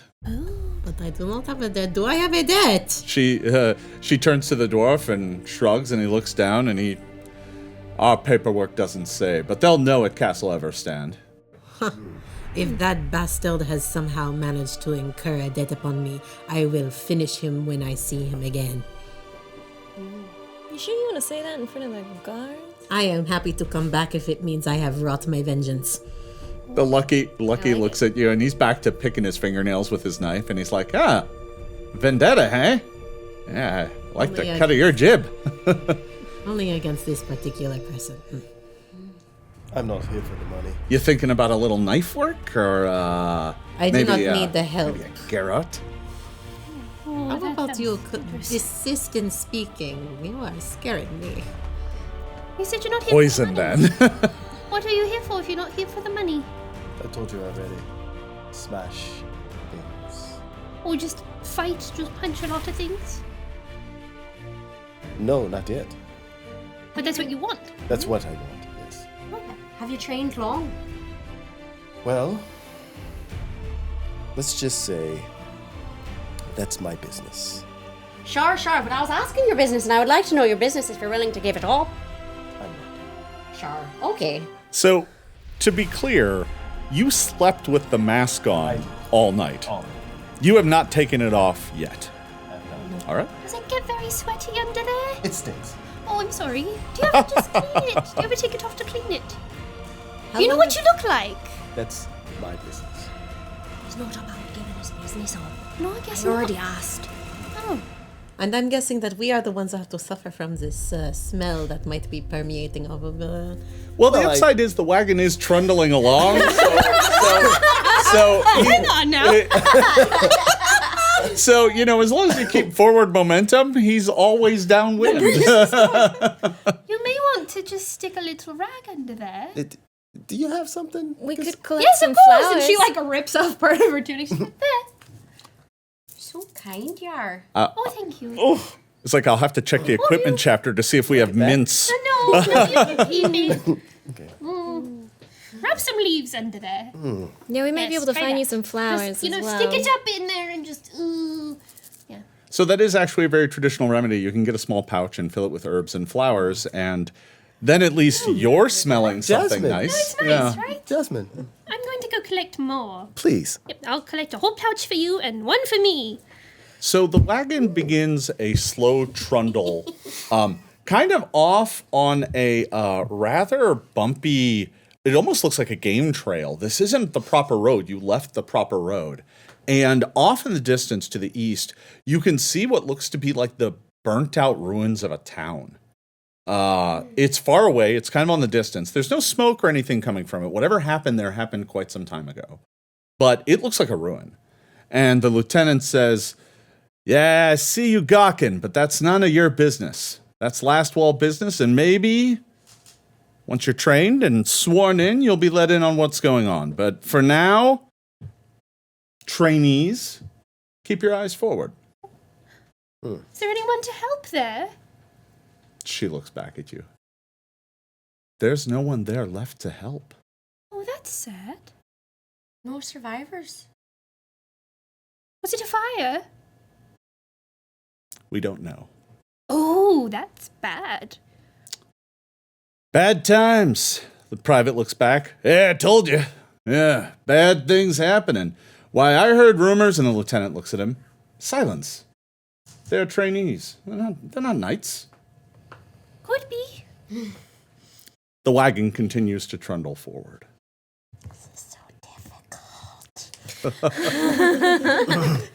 About another 2 hours goes by as you make your way across this bumpy road, and eventually it circles back around to rejoin the road that has now passed by the town known as Rosslar's Coffer, and continues heading north. About another hour and a half later, up ahead on the road, it looks like, just off to the side of the road, there is an entire, pair of merchant wagons off on the side. They're knocked over. They're not on their wheels anymore. So it looks like something knocked them over off of the trail. And the whole thing looks like a mess. The crates and barrels that were in the wagons are just strewn about all over the place. And the lieutenant kind of calls for a halt. Yeah, Liz is definitely on guard the moment they notice that too. But there might be people to help here. We should get out. And she starts to climb over I the don't know edge if of the there are wagon. people here who need help. She's already off the wagon. Oh. Hello! Great. Oh, hang on. There'll still be maybe some heads to crack. I'm coming with you. Okay, let's go help some people. I'd like to kind of cast my eyes about, see if I notice anything. All right. I'm looking for people. I'm joining them. I'm staying in the wagon, but I'm looking for things moving about. Yeah, Yeah. All right. So, Tario, you're staying in the wagon. so am I. Liz is staying in the wagon. We're going. I'm going. Helping people. The true believers. The light of Sarenrae will help you. Unsurprisingly, Lucky's like, yeah, that ain't for me. You're a jerk. Yeah. He's like, Come with this I'm long finger. practical. So the three of you get out, and the lieutenant hops off the buckboard and says, Private, stay here. And she looks back at the three of you. All right, follow me. Perfect. Readying my weapon and my shield. You protect the wagon. We'll go forth and see if there's anything that needs doing. Very smart to stay here and protect the wagon. Very smart. So it's not too terribly far. I'm going to be honest. It's by the time the wagon stops, you kind of crested a hill, and not much of a hill, but enough of one that you didn't really see the wagon until you got to the top. And these two wagons are off to the side, a little bit further down. And as you approach, you notice a chunk of looks like a barrel lid goes spinning off, as if something behind the wagon just kind of threw it. It goes kind of spinning off. At that, the lieutenant draws her longsword. Oh. Can I Well, sneak along the side of the caravan? She looks at you and nods as you kind of move off and start getting low. How many feet away are we? You're about 40 feet away or so. I'm going to use detect alignment. Okay. So you pulse out. I think you have to ask for a specific alignment. Is there, are you looking for evil? Yeah. Okay. So you throw your senses out at the wagon, and all that it would give you if there was evil was like a ping. It would be like, you sense evil. But you wouldn't necessarily know where it's coming from. But that said, you stop and focus on the spell as the others continue moving forward. But you don't get anything. Okay. There's apparently no evil here, but there is something. The two of you are advancing along with the lieutenant. You've moved off to the side to be stealthy. I'd like to Iculus, draw my weapon. draw your weapon. You moving up side by side with the lieutenant? Yes, I am. All right. The two of you back on the wagon with Lucky. Lucky looks to the two of you and he's like, hey. What? He's kind of... And mind you, his head nod is just like off towards the forest. He's like... Because there is a forest kind of off way to the east. And he's just like... Is that how you haven't had to serve your sentence? You just run off every time? I'm trying. I never give away trade secrets. Yeah, this is what he does. Well, if this is what you want to do, we're not going to stop you, but we are not going anywhere. There might be, like, something that is, You just run into forest? He kind of just shrugs and he's just like, I'm not going to go by myself. Well, then I guess you are stuck with us, because I'm not going anywhere. Yeah, we don't know what's out there. The more of us there are out there, the more likely we are to be caught, I guess. Fine, I guess we'll go be knights.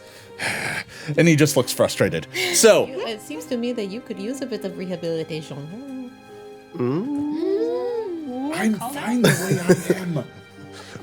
All right. So... He's such a winner. All right. So... You named a halfling Lucky. What do you think was His name is Lucky.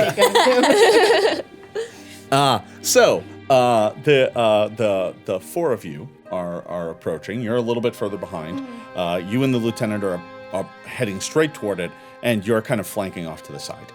When you draw close, you see another like scrap of like looks like tarp or something goes flying off as if something's trying to rip through stuff, and you hear kind of the sound of like tarp ripping, and then you see a chunk of it go flying up, and that's when that piece kind of falls to the ground. Behind it, you can see a pretty big bear trying to paw its way into like a crate and barrel. It's like digging around looking for food. It's just crushing things.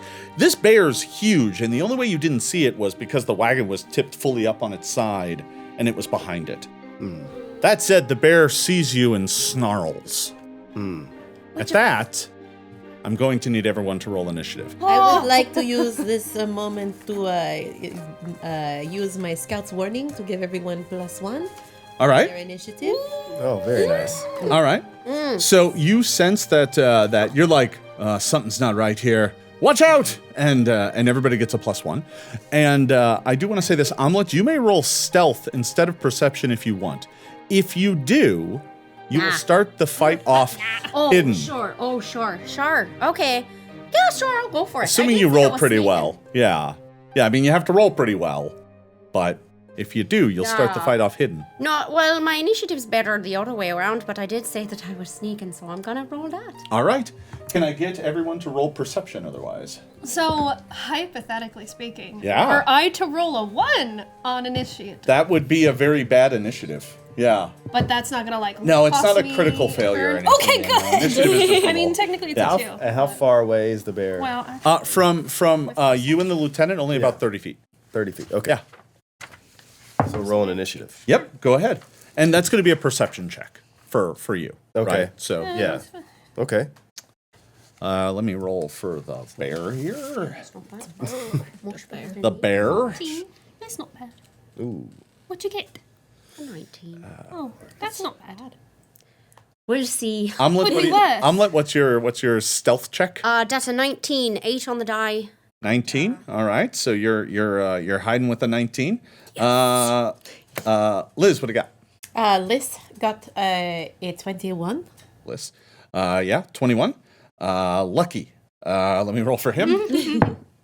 Yeah, sure. He'll go there. That's fine. What does that mean?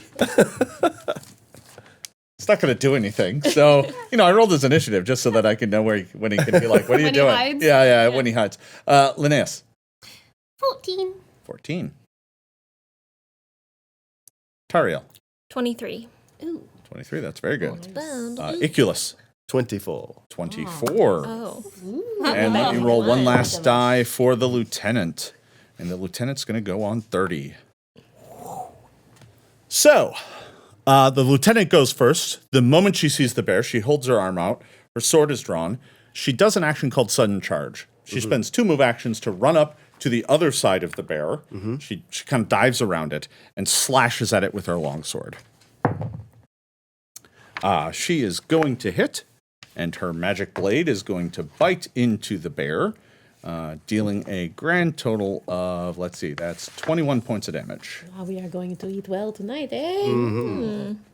So her blade slashes into the bear, and then she takes 1 more action to attack again.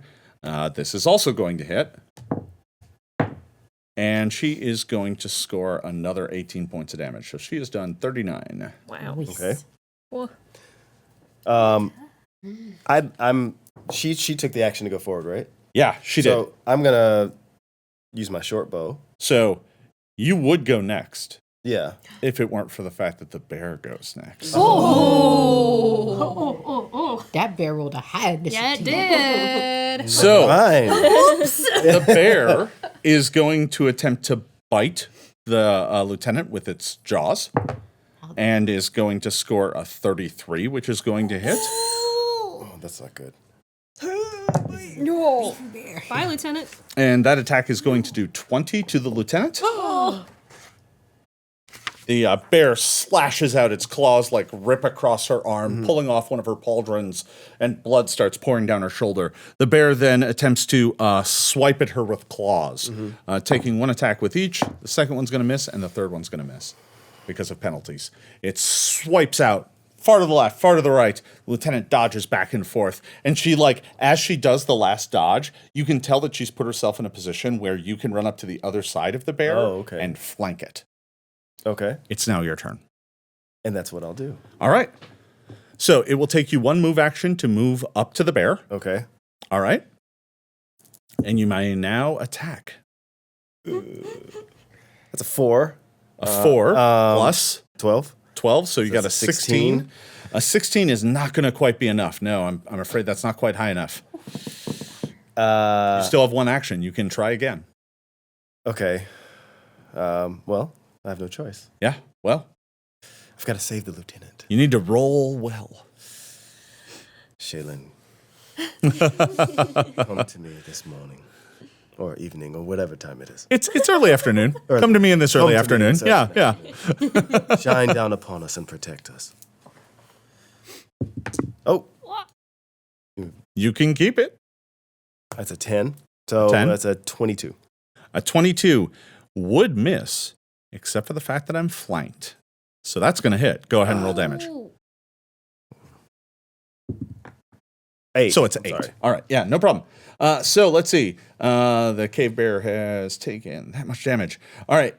It is bleeding profusely, but it looks like it's maintaining its attention on the lieutenant for now. Okay. But you did manage to hit it in its flank, and blood is pouring down its fur. That is the end of your turn. Tariel. Well, as soon as I hear the growl or because it growled, right? It roars. It roared. Yeah, okay, then I'm gonna hop out. And try to hit it with my sling. All right. So it might actually work better. You don't even have to hop out. You can just stand up in the back of the wagon, get out the sling, and throw rocks. Oh, then I'm gonna do that. Awesome. I like All right. flinging rocks. Yeah, go ahead. With a 17 to hit. That's a total of 17? Yeah. Yeah. So your stone goes bouncing off the wagon and off into the field. It didn't quite manage to connect. But that was only one of your actions. You did have to draw the sling, so that's 2. But you still have a third. You could attack again. Yeah, I'll give it another go. Sure. That is a 20. Ooh, natural 20. A natural 20. Oh, nice. All right, so you're going to add your bonus to that, but remember you take a -5 because it's your second attack. So 31 minus 5 is 26. So a 26 is a hit, but a 20 turns that into a critical hit. So here's what you're going to do. You're going to roll damage, add up your damage bonus as normal. You may not have much of one. What's your strength? It's It's a +1. It's a plus one. All right. So you are just going to deal a d6. How much damage did you do? 5. 5. And then you're just going to double that. So you do 10. 10 plus 1. Plus 1. Oh, okay. So in that it's case, 5 plus 1. so it's 6, doubled to 12. Neat. Awesome. With a All right. rock. You score a critical hit and deal 12 points of damage to the bear. And it's just like hit in the back of the head, and you can kind of see it shake it off. The bear has been pretty badly beat up, but it is still up and fighting. Liz. So Liz will draw their short bow and load it with an arrow. And they will say to themselves, this time I will not make a fool of myself in front of the lieutenant. I will save her life if it is the last thing I do. And it very may well be. All right. Hey, that is not bad. I will hit it. I rolled a natural 17 plus a 14. So that is, wow, I do not do math. I am an English teacher. 31? 35. That's a 31. A 31 is a clean hit. It's not a critical hit. Close, but not quite. So go ahead and deal damage. I shall do that. That will be a 4 damage. Oh! Is it possible for me to also use my my feat? Where is it? Oh, my hunter's edge, and deal that extra 1d8 because it is my first time hitting it in the round. So, since this is your first time trying to use it, I'll let you walk that back just a hair. You designate it as your target, so you are now hunting this bear. That is something you focus on the bear and it becomes your target. Okay.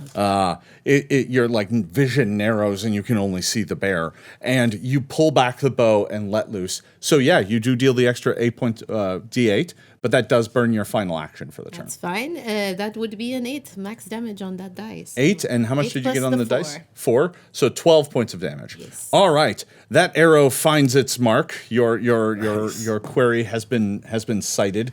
It lands right in the bear's rump, and it's taking a beating from the back. It's focused on the lieutenant who's up there with the sword, but behind it, it's just like getting hit with rocks and arrows and blades. Omelet. Sure.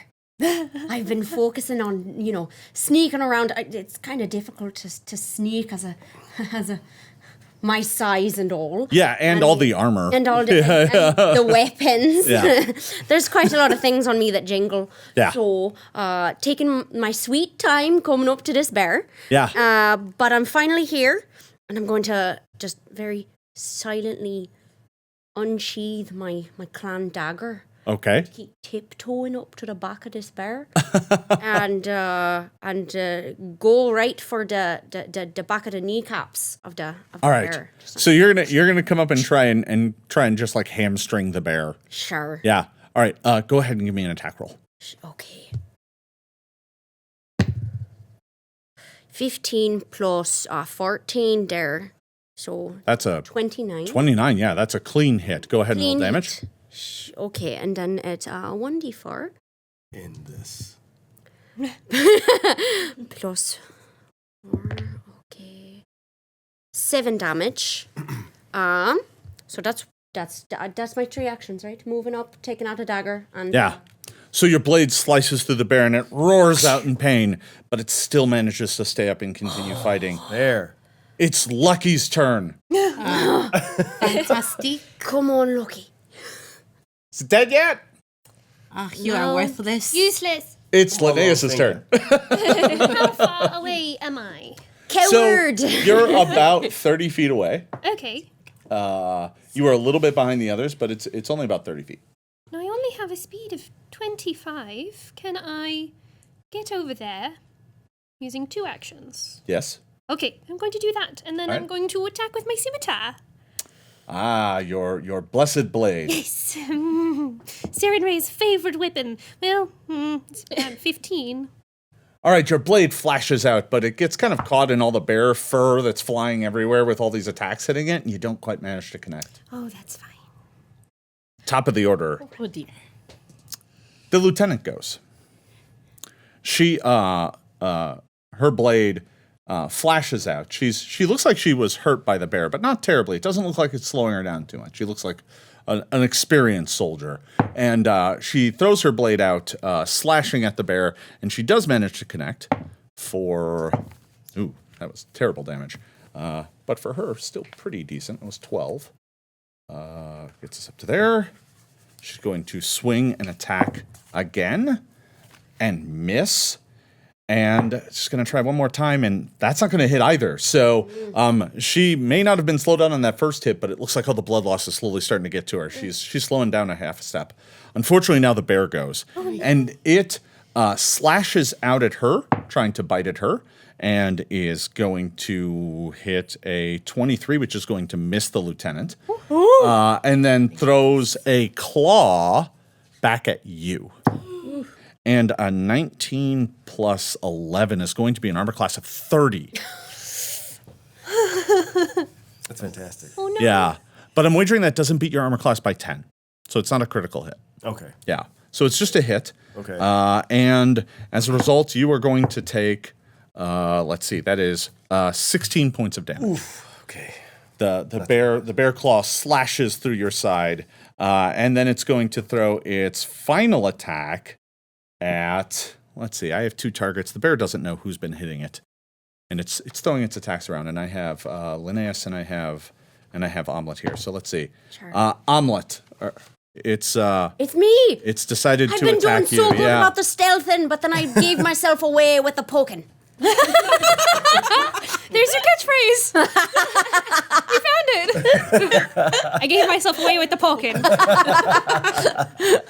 And They always say. and unfortunately, I just rolled a 20. No! Never get close to a bear's bum. That's what they always say. I should have known. No. I mean, now that you have a catchphrase, Sure. we can kill you. No, all right, no, never mind. I still haven't even fully recovered from my morning. Well, that's unfortunate because you just took another 30 points of damage. All right, y'all. I'm saying this now. Help me.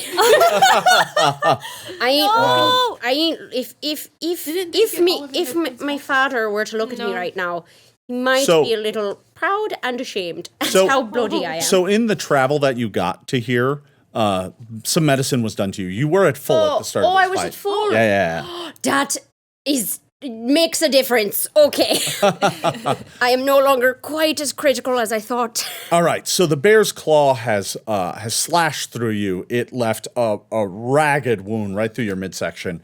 Blood is pouring down you, but the bear's turn is now over. Inculus, it is your turn. The bear looks severely wounded, but it is still fighting. Okay. I'm still close. Oh, you're right next to it. Okay. Blade in hand. Iculus pulls back the bastard sword. Yeah. Says, aims right for the back of the head. All right. Just going right for the Give me brain. an attack roll.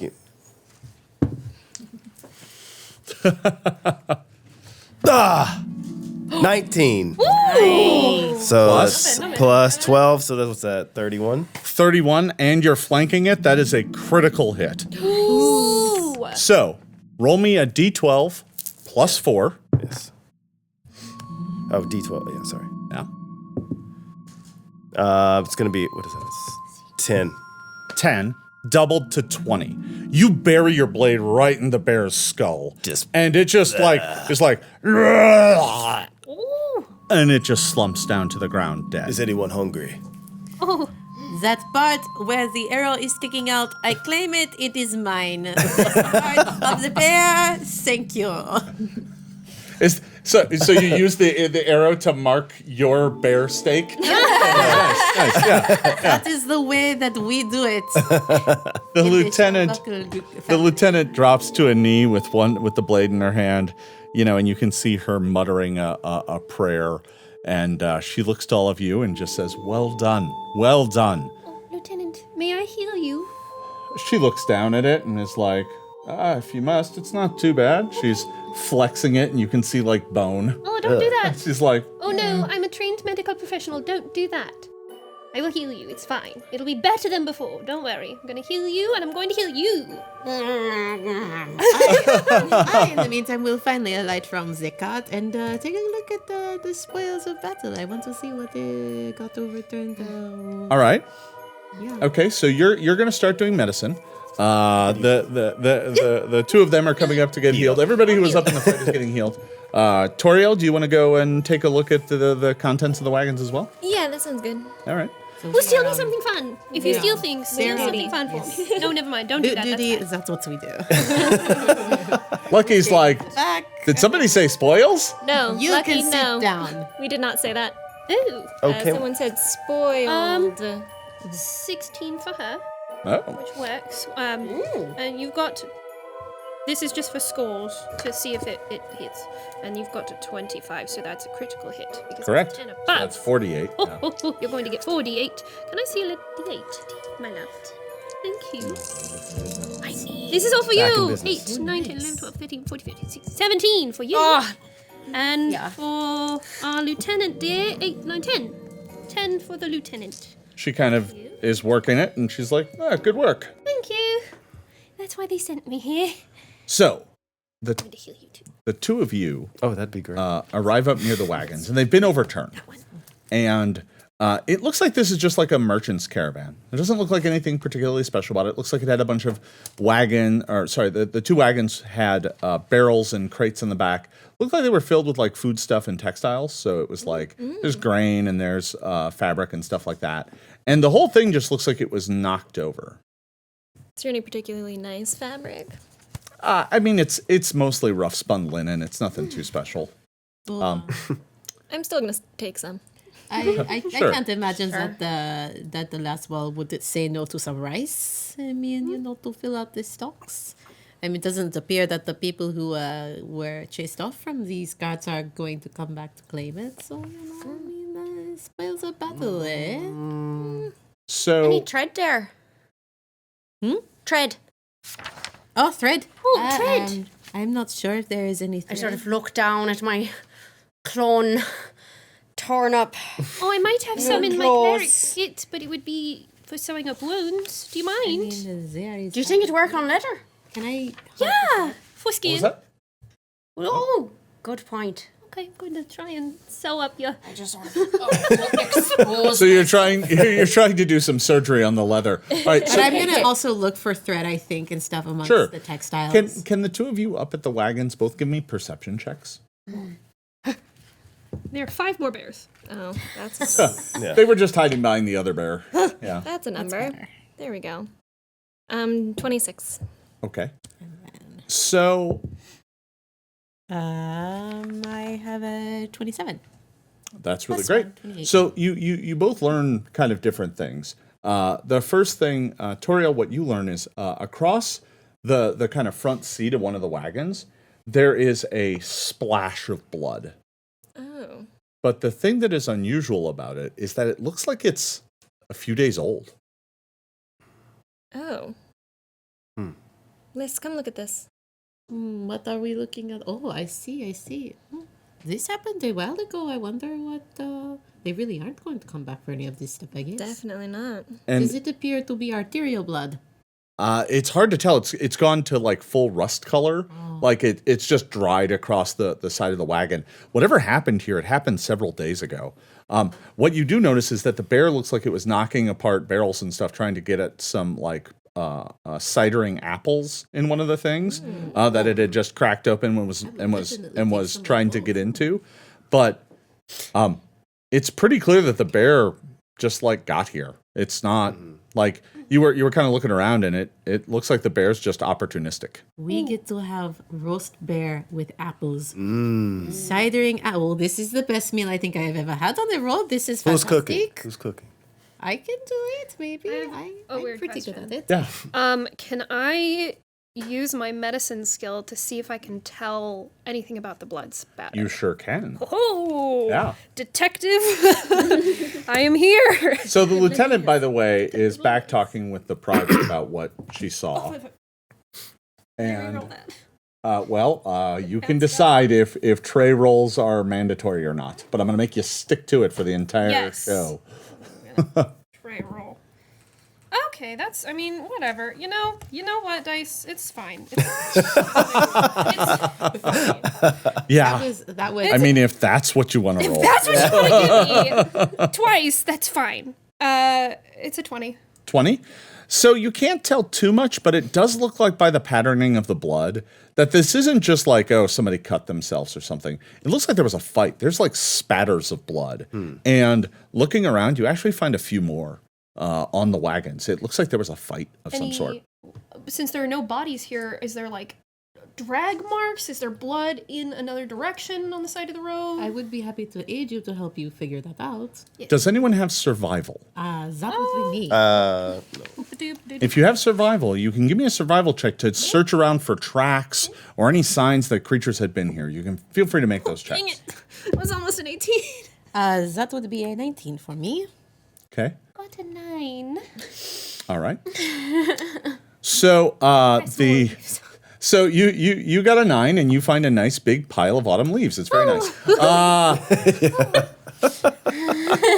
Liz, you found something that looks kind of like tracks. It looks like something came upon the wagon several days ago, and there was a fight.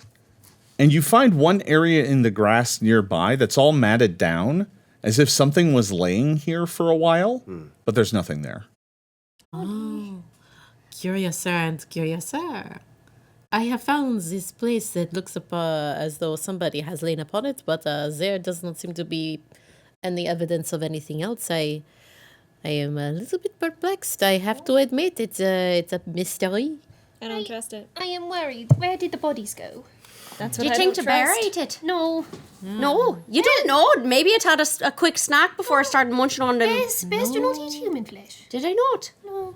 Oh. There is definitely, that is not what happened here. There was some kind of tussle, some blood here and there, and then I guess somebody laid down to catch a breath and then trotted off, and whoever did probably made a clean breakaway. I should note that there is a very large blood stain where that body was, or whatever it was a the body. form But was. does it doesn't, it's a body. I mean, does it appear that the I know this is, I'm asking questions, but does it appear as though that blood is smeared across the grass, or does it appear like it's settled in one It looks place, like and then that person it looks like the blood pooled in that spot. Okay.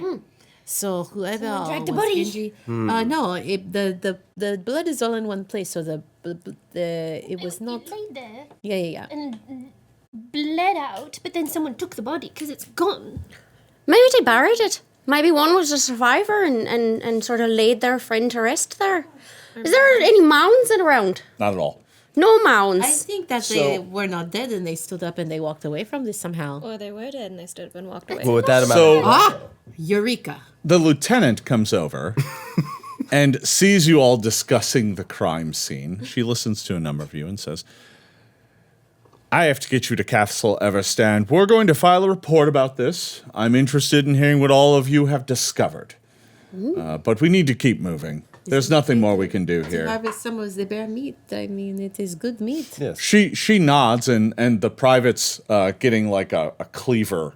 And he's coming over. He's like, I got it. Yeah, I've also been collecting the hard apples because Yeah, all right, yeah. the lieutenant's about to learn what a party is. Lieutenant, do you think this might have something to do with the town that we passed? She's like, Rossler's Carver? That happened months ago. But were there undead there? No? There goes my idea. She says no, and then she's like, it's none of your business. Sorry, I'm just trying to help. So she kind of packs you all back up. She takes your information. She talks to you about what you learned and figures it out. And she says, damn troubling. We'll send a patrol back out, see what they can find out. We should be able to reach the castle tomorrow afternoon. Let's get moving. So, you get back on the wagon. Everybody's back assembled, and the wagon continues trudging its way north. The rest of this day passes in kind of a blur. The wagon continues to trundle north. There's a forest slowly rolling by on the east that the private so helpfully declares, that's the Northern Fangwood. Deep, mysterious woods. Easy to get lost in there. But Beautiful.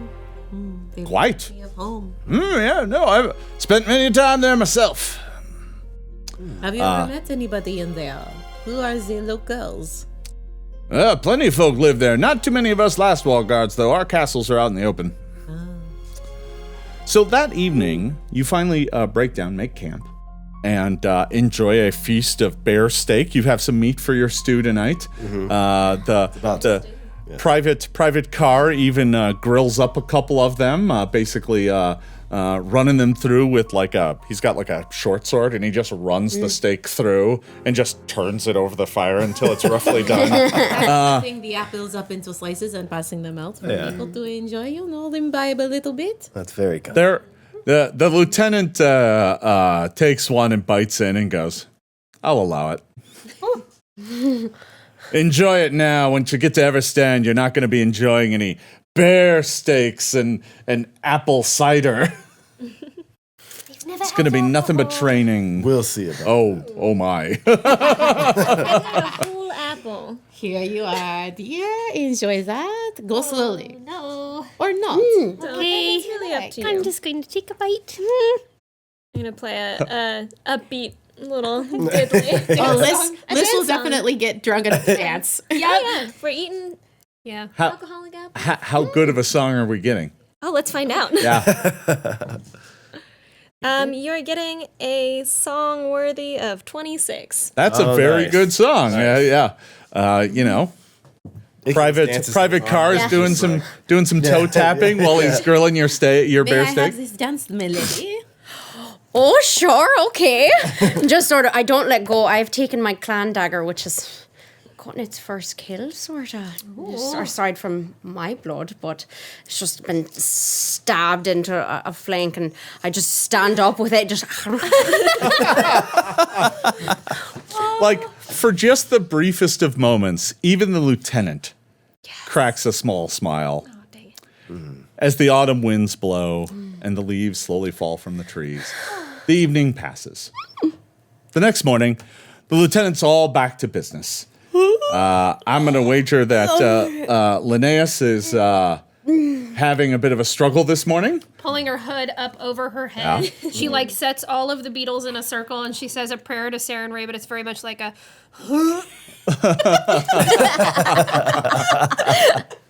Thank you, Dawnflower, for what you've given me. Saren Ray's light this morning is particularly bright. You are going to be fine. You bounce right back. Have a little bit of water. This feels like death. This feels worse than death. This is terrible. Is Why? Why did we do this? Good morning! No! Unfortunately, Omelette did not partake in any of the apples, so she's bright and cheery this morning, having a grand time. Carr is like, How's Saren Ray today? She wants to be. Hair of the dog. She wants to be very quiet today. Saren Ray wants you all to be just very quiet. But we got a big day ahead of us. Please. the you know lieutenant is shaking her head, and you just hear her say under her breath, "Rookies, everybody mount up. We're moving on." Get ready for So- a bumpy ride. This is just. If you need to puke, We should be able to reach Castle Everstand by mid-afternoon if we hurry. I offer my hands as a sort of cup for you. If you need to puke. Lucky is just back there like, "Oh, come on." I'm joining though. I'm joining. Like, Yeah, You've saved my gut twice in the last 2 Not days. It's interested. more than I can offer. I appreciate this so much. Just occasionally scoop out the side. I am so happy with what I have brought. All right, so the wagon moves on. All right, so the wagon is incredibly bouncy all morning as you make your way further and further north. I need a bag. After a few hours, you leave the forest behind and continue making your way north, now through the plains of Lastwall. You're in Lastwall. You entered Lastwall when you went around Rosslar's coffer, but now you are deep in the heart of this military nation. And the strange thing is, this entire time, you haven't seen a patrol or anything. It seems like the southern reaches are kind of lightly populated. Now, for those of you who know the geography, and in fact, Private Carr even goes so far as to explain, most of the castles are on the northern front. They're the ones watching over the gallows spire and the tyrant's grave. Down here, it's mostly just farmlands. It's nice. So, your journey takes you several more hours to the north, and in the early afternoon, you reach a point where the wagon is just kind of bumping along, and you round kind of a bit of a bend. It's lightly hilly here, nothing extreme, but enough that until you clear certain areas, you don't get very good long distances. And you clear a bend, and the lieutenant goes, "Ah, yes, Castle Everstand?"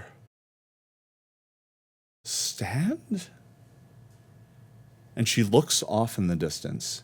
And there, about 1.5 miles away on a hill, is a tall castle. At the foot of this castle is a small village surrounding it. It's very common that castles have small villages around them. It's where the workers and whatnot live. Mm-hmm. But the castle itself stands strong on this hill, kind of a beacon on the horizon.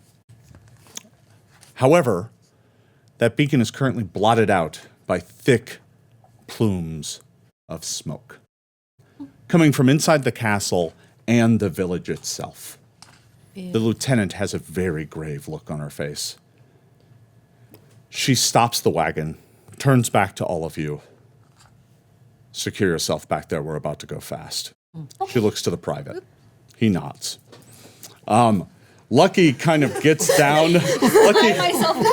Lucky just lays down in the floor of the wagon and is just like, "I hate this. I hate this. I hate this." I'm going to puke. I'm casting mage hand in front of you. just to give you a break. Good old so you- thanks. I sort of Never has the arcane arts been used for more disgusting. I definitely want to be casting my eyes forward using my scouting ability too. All right. Yeah. I'm going to be standing and sort of holding on, sort of, so I get a clean view. All right. The closer we get there, I want to keep my senses open and see if I can detect any evil All right. when we get there.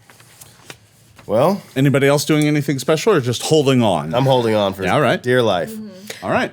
Can So this wagon's being pulled by a pair of draft horses. These aren't war horses. They're not fast sprinting ponies. It's a wagon being pulled by draft horses. But even then, with a bit of whip and a lot of encouragement from an angry dwarf private, they can get up quite a bit of speed. So the wagon begins to bundle and trundle as it makes its way up towards the city as fast as the horses will carry it. The lieutenant and the private are both sitting up on the front, kind of grit-toothed. They're like holding on to things, and the private's kind of whipping at the horses as the wagon draws ever closer to Castle Everstand. As you get nearer, it becomes clear a couple things. First of all, whatever's happening inside the castle, you can't really make out much about it. There are walls, and they are relatively high. There's smoke coming out from inside those walls, but you can't really see what's causing it or what's going on. The smoke coming from the village is a lot more clear. Some of the buildings are on fire. But the cause of that fire, it's not like you see something, there's not like something swooping around breathing fire or anything like that. There isn't an obvious cause. Some of the buildings are just on fire.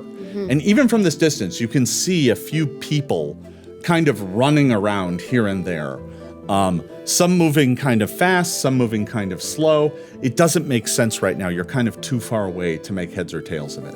But the lieutenant, you just see her shaking her head, and she's drawn her blade and just has it across her lap as the wagon trundles ever forward. Sure. The closer we get, I would like to sort of use my knowledge of warfare to see what's the best position of it. If this was attacked sort of strategically, where would it have started? What's the best way that whatever is possibly infiltrated has gone about this? A place like Castle Everstand is going to be a fortress. Sure. And you just know from your training that if you were going to attack a fortress, right? I mean, you can attack the village, but that's kind of a waste of your time. Mm-hmm. It's the fortress filled with soldiers and siege weapons that's going to be the challenge. So you'd attack the fortress first as best you can. Sure. But this appears that the village is on fire, the fortress is on fire, or something's inside the fortress is on fire. It's kind of unclear what's going on. There's no evidence. Well, looking out at the landscape around you, you don't see an army. You don't see invading forces. No. You just see trouble. Sure. So the wagon continues kind of trundling forward, and after about another half hour of kind of frantic making your way up this path up the hill towards the village, you finally arrive on the outskirts of the town, the small village. And there, a lazy signpost says Squirestone. The lieutenant hops off the buckboard and says, all right, form up on me. I know you're not trained, but it's the best I've got. We're going to go in there and find out what's happening. Please stay behind me. Get your weapons ready. This is bound to get ugly. And the dwarf, he draws his, he has like a large morning star. And the lieutenant has her longsword. And Lucky draws his dagger, and the rest of you, I'm assuming, brandish your weapons and armor and stuff. All right. Am I detecting any evil? So when you arrive in town, you cast your alignment, detect alignment, and you do sense evil somewhere nearby. But it's not precise. You just know it's somewhere within range. I'm going to take a sip of medicine Okay. because I still not full up. For an entire hour when we were writing up, I would have been. Yeah, you all could have at least gotten I would have been some hit doing my points long back. care. And then what about then? Then we Thanks. rested, obviously, the night before, so it was... Yeah, since the fight with the bears, it's been a few hours. So, I mean, you would have can been all be doing back to full long-term again. care I'm not on worried. Okay. Yeah. Okay. Yeah. All right. So, forming up behind the lieutenant, you begin to make your way into the town of Squirestone. When you first enter the town, you're passing small shops, homes. You don't hear anything, but you see, like, you pass a place that sells clothing that makes like tunics and trousers and stuff, or at least it used to. It's currently just on fire. But you don't see anybody. There's no one around. But you do pass another business that just makes like horseshoes. It's like a common blacksmith. They don't make weapons. They just make nails and horseshoes and stuff. And across the front door is just like a splash of blood. Just so you're all aware, I detected alignment in a mass when we came in, and I detected evil. Does this blood spatter look similar to the one that we saw on the wagons? Like a similar type of attack pattern? I mean, in a grim fashion, most blood splashes look alike. But I mean, it's not like someone's spelling something out with blood or something, or it's identical. It just looks like someone took like probably like an axe hit or a longsword hit right in front of this and just splattered blood all over it. Thank you. So the lieutenant's like just kind of looks at all of this, and she just has a very grim look on her face, and she looks back at all of you and says, "You're not ready for this." We have to help people if they're there. We can't leave. What else are we here No, for? you can't. All right, form up. And Lucky's like, I mean, I could go back and watch the wagon. She's like, Sluggard, get up here. And he's like, Don't worry, Nice. Lieutenant. How about you? You earned that name you have been given, oh. And she's like, all right, we're going to make our way to the village square. If there's anything going on, it'll be there. So the group of you begins ranging through this village, and you find more buildings that are just messed up, like windows smashed in, blood running between the cobblestone street, just like from, it looks like someone, up ahead, it literally looks like someone just dumped a bucket of blood in the middle of the street, and it's just running down the cobblestones. There's no bodies. No. This is not that good. Eerie. What? I would like to stay ahead of the group, kind of. If the lieutenant will allow me, I can do a little bit of scouting up ahead. Sure. Is what I specialize at. The lieutenant says, are you sure? It is my job to warn people if there is something up ahead, and that is what I am willing to do. All right. Lieutenant nods to you. I draw my bow and knock an arrow, and I start to scout ahead. I won't be far behind. Right with you. So, the lieutenant urges you forward, and you make your way to the town square. Rounding the corner, coming out of kind of the main street that leads up ahead of you, Castle Ever stands,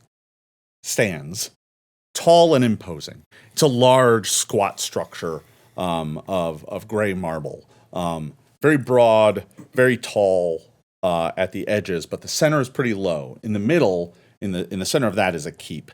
There is smoke pouring out between the wall and the keep, as if there's a fire in the Bailey yard. There's something going on in there. But even from here, you can see that the hill rises up to the castle gate, and the castle gates are closed. There's no damage done to them. None. I don't like this. The lieutenant looks at that and is just like, because you're looking through the edge of the square right now, and it can see the gates, and the lieutenant goes, "That's damn peculiar." And that's when you make your way into the town square, and that's the first time you see one. One what? On the far side of the square, there is a chapel, a church, to Iomade. Above it, the blazing symbol of the inheritor. That's the name, Iomade's name, her like nickname. And so that's like this golden angelic symbol. The building itself is a small stone structure. Most of the buildings in town are just made of wood, kind of wattle and daub construction. But over there, the church is stone, which is good because it's able to hold up to the attack. Because in the square are about half a dozen corpses shambling about.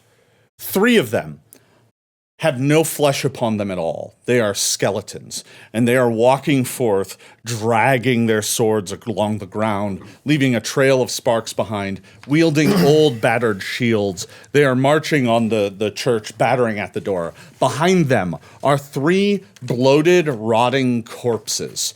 Their bodies distended with disease and rot, and they are shambling forward. And on that, I need everyone to roll initiative. I use my scout's warning.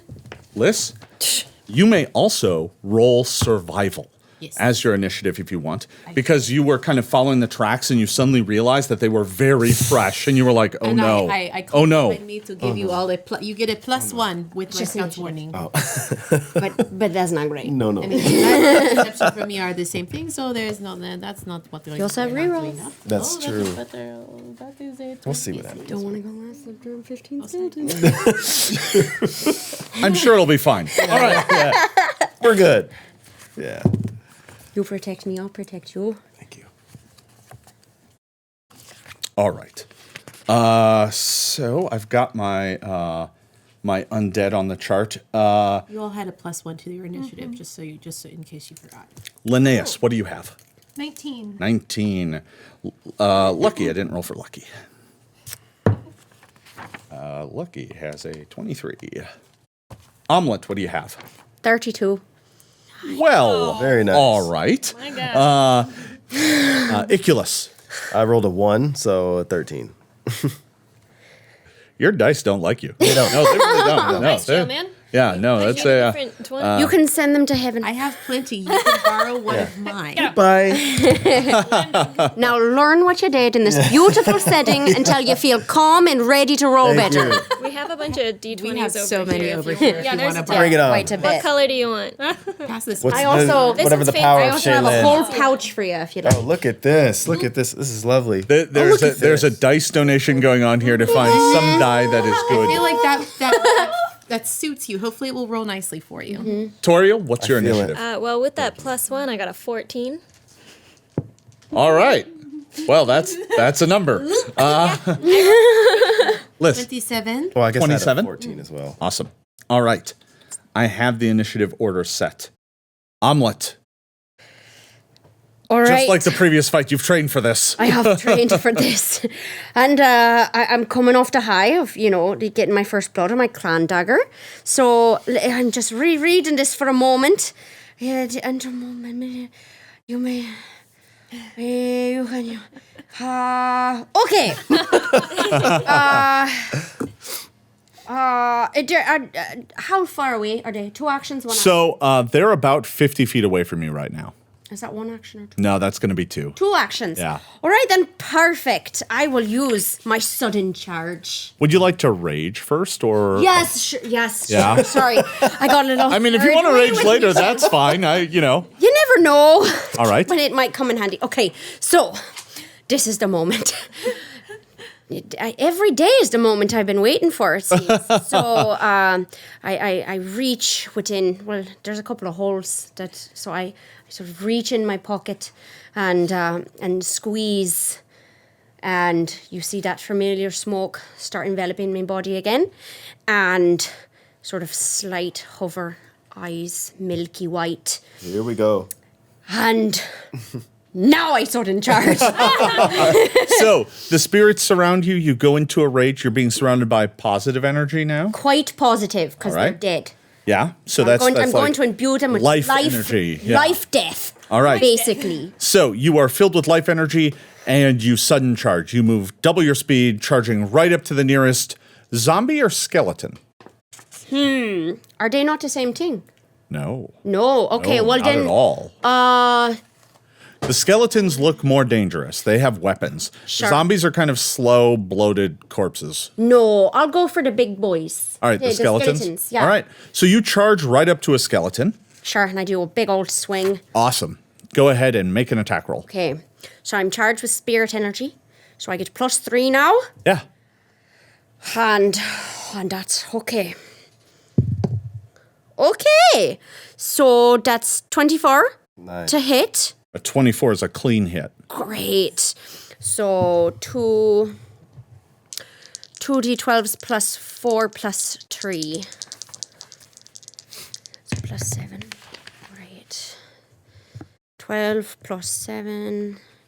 19. 19. 19 damage. 19 positive damage. Absolutely. All right. Your blade slams into the skeleton and it explodes. It literally just comes to pieces. Your blade cuts right through it. Your axe just slams right into it, and its bones just shatter across the ground. It sounds like the sound of someone playing a xylophone. Right?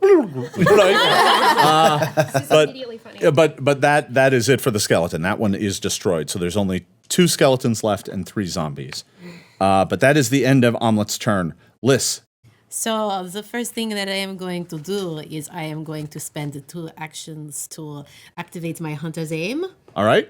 And I am going to focus in on one of the zombies. All right. And then I will use my hunted shot All as right. my action. Awesome. Which means I can attack twice in one round as one action. Absolutely. So I am going to do that. So your second attack will still take the normal penalty, It will. but you get 2 Yes, for 1 action. correct. So I'm just going to go ahead and roll both of these dice. at the same Absolutely. time. I will do that one first. So that is a 5 plus a 14. That is a 19. A 19 is a hit. Just a second. Yes. Wait. Let me look at this. Oh, that's +2 then. That's a 21. 21 will hit. Yes. So. That is a nice clean hit against the zombie. Do. Sorry, digging dice out.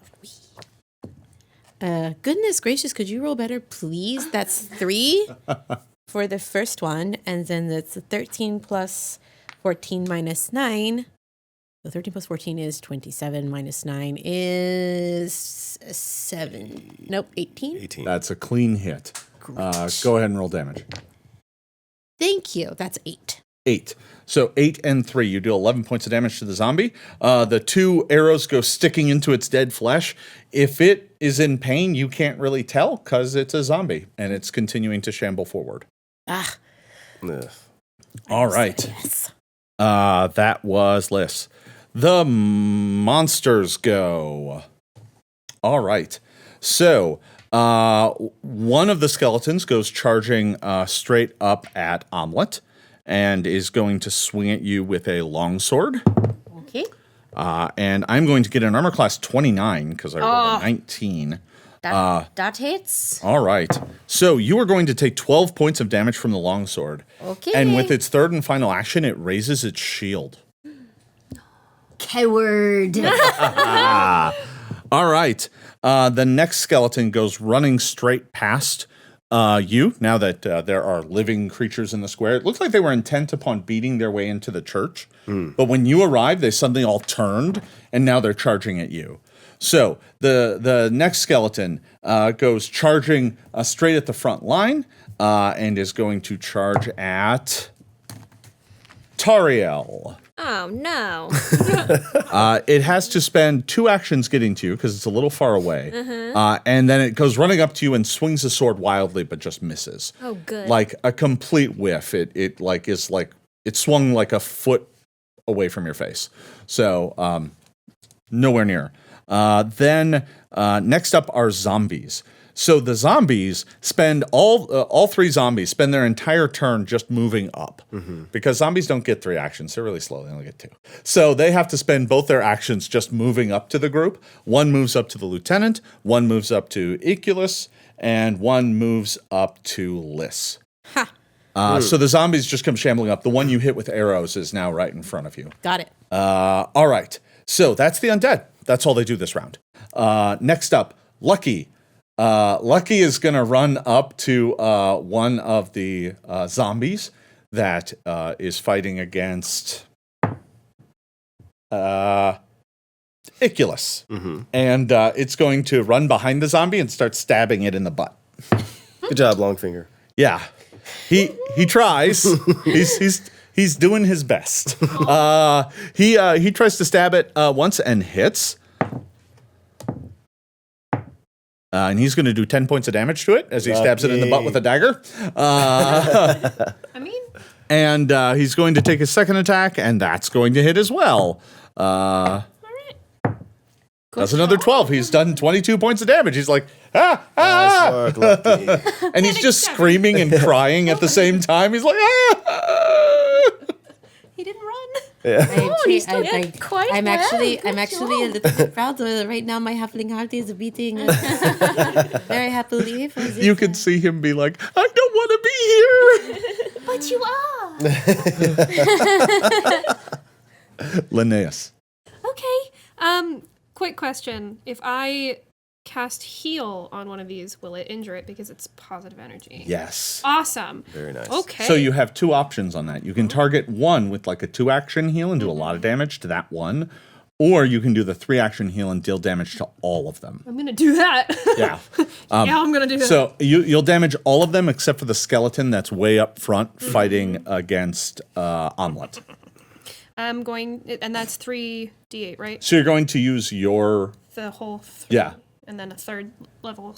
So it's a 3rd level spell. It's a 3rd level heal from you. So that's 3d10. Ooh, never mind. We're going to do the d10s instead. Suck it. It's only 12. 12. All right. So they're going to get saving throws to reduce the damage. The skeleton is going to, and your DC on spells is 21. 21. All right. So that's going to be make. Zombie 1 fumbles and will take double damage. So that one takes 24. And that's the one that Lucky already stabbed. So that one's almost like the holy light washes out from you in a big wave. And as it hits, everyone except for Omelet who has any damage heals 12. That may not be anybody, but that's what happens. But as that holy energy washes across the dead, yeah, you're too far away. You're 50 feet up. I thought you ran up to me. No, I'm afraid not. So everyone in a 30-foot range, when it hits the zombies and skeletons, the light hits them and they just burst into white fire. So one of the zombies takes 24 points of damage and is very badly hurt. No, it's still standing. Zombies are really Not tough. for long. I see. I like fighting the undead. The other one takes... The one that was fighting you takes another 12, so he's up to 23. Aha, and then do you the like that? third one is going to make it and critically make it and take 0. And then the one skeleton is going to take 6. All right, there we go. So it washes over them. A bunch of them take damage. They're all still standing, but they look really badly hurt. At least 2 of the zombies do. Okay, that was Liss's turn because that was all 3 of your actions. Yes. All right. That was Linnaeus' turn. Tariel. First off, I'd like to play a little ditty on my violin to inspire courage, which gives everyone a +1 status bonus Very nice. to Yes. attack rolls. All right, so that's a... Is she within 60 feet? No, I'm afraid Omelet is not within range. No. She charged forward bravely to destroy the skeletons and is now fighting one all by herself. You're welcome. Don't worry, I'm sure she trained for this too. I did. So that is a composition cantrip, which is something bards can do all day long. So you perform a action-filled violin performance there, getting everyone pumped for the battle. That was your first action. What do you do with your second action? I'd like to stab the skeleton that's on me with my rapier. All right, your rapier goes flashing out, and you attempt to stab the skeleton. With a 21 to hit. A 21 hits exactly. So go ahead and roll just a d6 plus 1 damage. Well, I mean, whatever your strength is. Sorry. 2. All right, so your rapier flashes out, but unfortunately you're attacking a skeleton. Now, skeletons are just made of bones. They don't have flesh. They don't have organs to stab. So your rapier kind of scrapes off the bones and doesn't do any damage at all. I forget, are rapiers a versatile weapon? Do they do versatile damage? I didn't write that down. Yeah, I don't actually think rapiers do. They're all about piercing. They're just piercing. They might have slashing. I'll check, but neither one is probably going to help you against something made of bones. No. You might need something heavy like a hammer or something. That would smash bones. So you do have a third action. You're standing in front of a skeleton that looks like it's going to attempt to kill you. I guess I'll stab it again. You try and stab it again? It's either that or you flee. I can flee? Of course you can. Attack me if I flee? You don't know. It might. Uh-oh. You could try disengaging, but it comes with a risk. This is all risky. That's correct. So that's one of the things about Pathfinder 2nd edition is that in 1st edition, creatures oftentimes got attacks of opportunity all the time. Mm-hmm. So when you let your guard down around them, they might take a free swing at you. But in 2nd edition, not all creatures have that. Some do, some don't. You don't know. So you have to take an educated guess. Oh, Joe. Uh-oh. I'll run. I guess I'll run. All right. You turn and move back away from the skeleton, exposing yourself, dropping your defenses as you move away, and the skeleton swings out to strike. Of course it does. I knew it. All right. The skeleton is going to hit an armor class of 21. Yeah, it hits. Is that dead on? No, it's 1 over my 1 AC. over. All right. The blade goes slicing into your back as you turn to escape. Take 12 points of damage. I don't wanna. My dice are on fire tonight. Yeah. How about you give us those dice? Yeah, really. Especially me. No. Well, I get this new one. I'm believing in this one. That is a very nice dice. All right. very nice. So, Toriel, that is the end of your turn. Yes, it is. Iculus, it is your turn. Remember, you have a +1 bonus to attack rolls because of the Inspire Courage. And I also have disrupting them for my blade ally. Oh, this morning, yeah. Yeah. So you're a champion, which means you're filled with kind of holy power. And this morning, Yes. you imbued your blade with holy, Yes, I holy magic. Holy magic. All right. So that affects the undead, correct? Yeah. So when you hit with that blade, you will deal an extra making sure. 1d8 points of damage against undead. Oh, let's get it. That's nice. All right.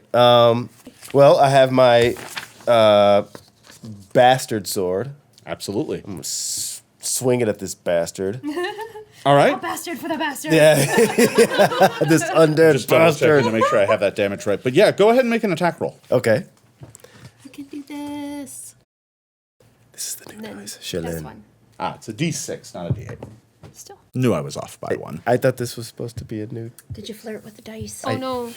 Did you say hello? Oh no, you gotta Introduce yourself Gotta make before you go friends with throwing it. it around. Yeah. My name Gotta is buy a Iculus. dinner first. This dice is ridiculous. All right, so what did you get? I got a 3 A 3 plus plus a 12, so that's a 15. +1 from the Inspire Courage. So 16. 16. Oh. That hits. Yay! And you Zombies are actually really slow Oh, and easy plus to hit. I have the blade ally. So that's going to add to your damage. Oh, that's so right. you get to roll a d12 damage. Okay. +4 plus a d6. Okay.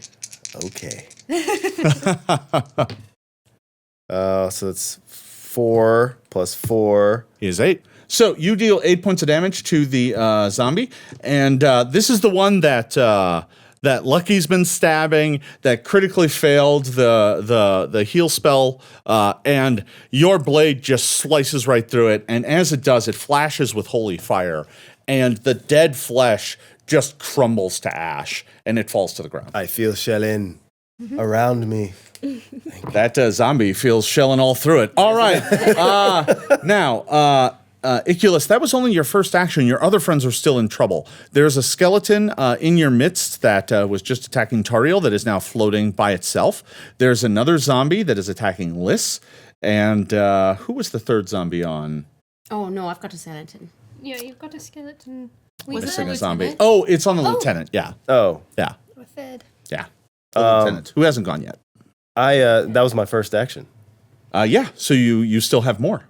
Okay. You can move up to another one and attack if you like. I'd like to do that. All right. Which one one? it's or the one that's standing by itself. There's a skeleton. Yeah, absolutely. All right. So you march right up to it and you can make an attack. That's so sad. 19. Oh. There we go. Okay. Plus 12 is what's that? 21. 31. 30. Is it 30? Mm-hmm. No, 31. Yeah. Plus another one for Inspire Courage, so you're at 32. 32. Minus 5 is 27. 7. Okay. That is a hit. Okay. Not a critical hit though, but a clean hit. You were real close. Okay. So you're going to get that D12 plus the D6 again. Oh yeah. Yeah, hang on to that. These are all undead. That's right. Yeah.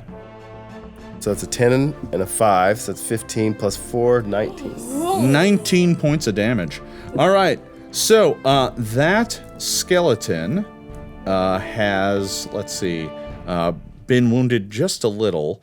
19 points of damage, but you are attacking me with a slashing weapon, which isn't going to do as much. Remember, skeletons don't have flesh, so they're a little resistant to damage. So instead of 19, you're only going to do 14. Okay. That takes it to 20 points of damage, which means, unfortunately, it's still standing. All right, next up, the lieutenant goes, and her blade just turns into a flurry as she starts chopping into the zombie in front of her. Her first attack is a critical hit. Nice. 8 plus 10 is 18. She does 36 on her first hit. Nice. Ho, ho, ho. Way to go, Lieutenant. Dang, Alison. Oh, Lieutenant, my Lieutenant.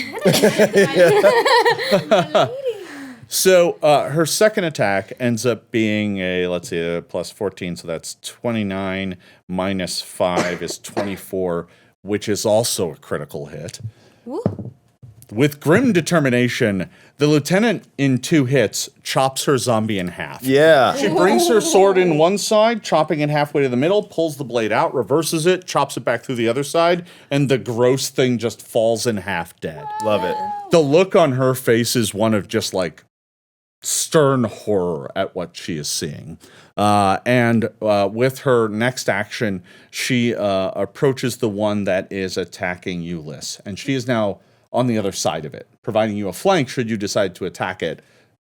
But if not, she's also trying to hold it. Nice. Top of the order, Omelette. You've got a skeleton in front of you. And I'm raging. You are. So I'm just swinging a go, and he lifted his shield. His shield is up, which raises his armor class. Sure. So I'm aiming at that. I'm sort of aiming straight for the shoulder in an attempt to sort of cut the thing that's holding the shield. You can give it a shot. Go ahead and make an attack shot. roll. 16 plus 14 for the first hit. That is an armor class of 30, which is a hit, but not a crit because I raised my shield. Damn it. I am aiming for the shield, so is it knocking it out of the way? Well, let's deal some damage and see. Okay. So, spirit. Oh, not great. 10 plus 13. And 13 then, damage. wait. 13.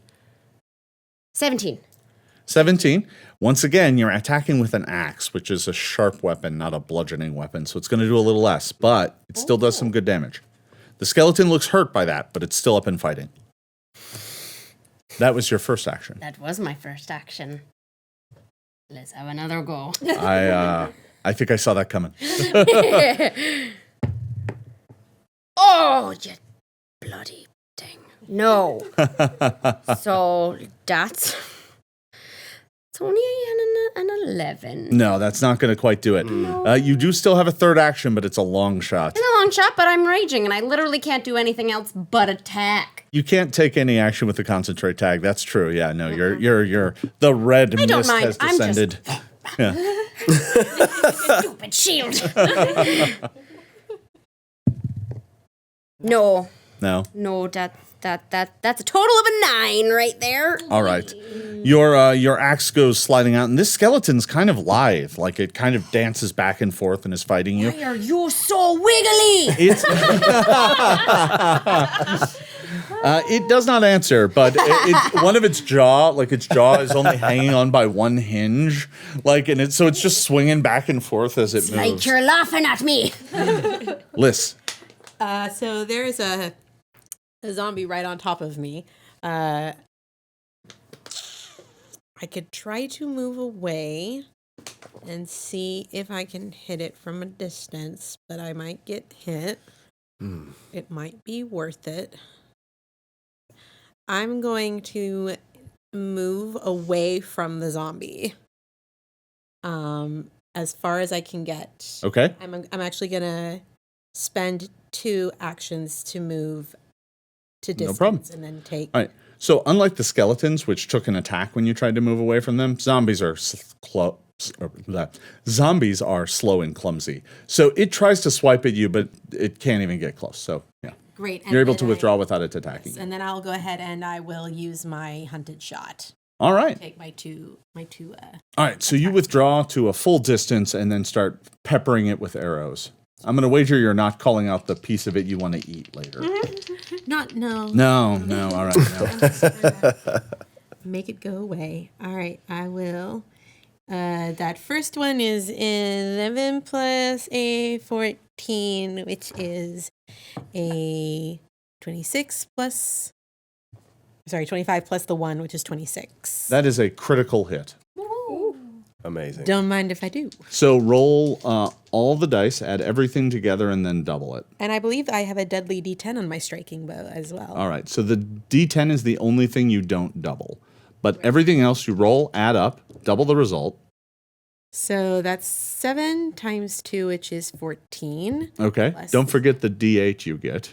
Oh, that's for Hunter's Edge. Oh, that's right. Yeah, right. Yeah. Plus 5. All right.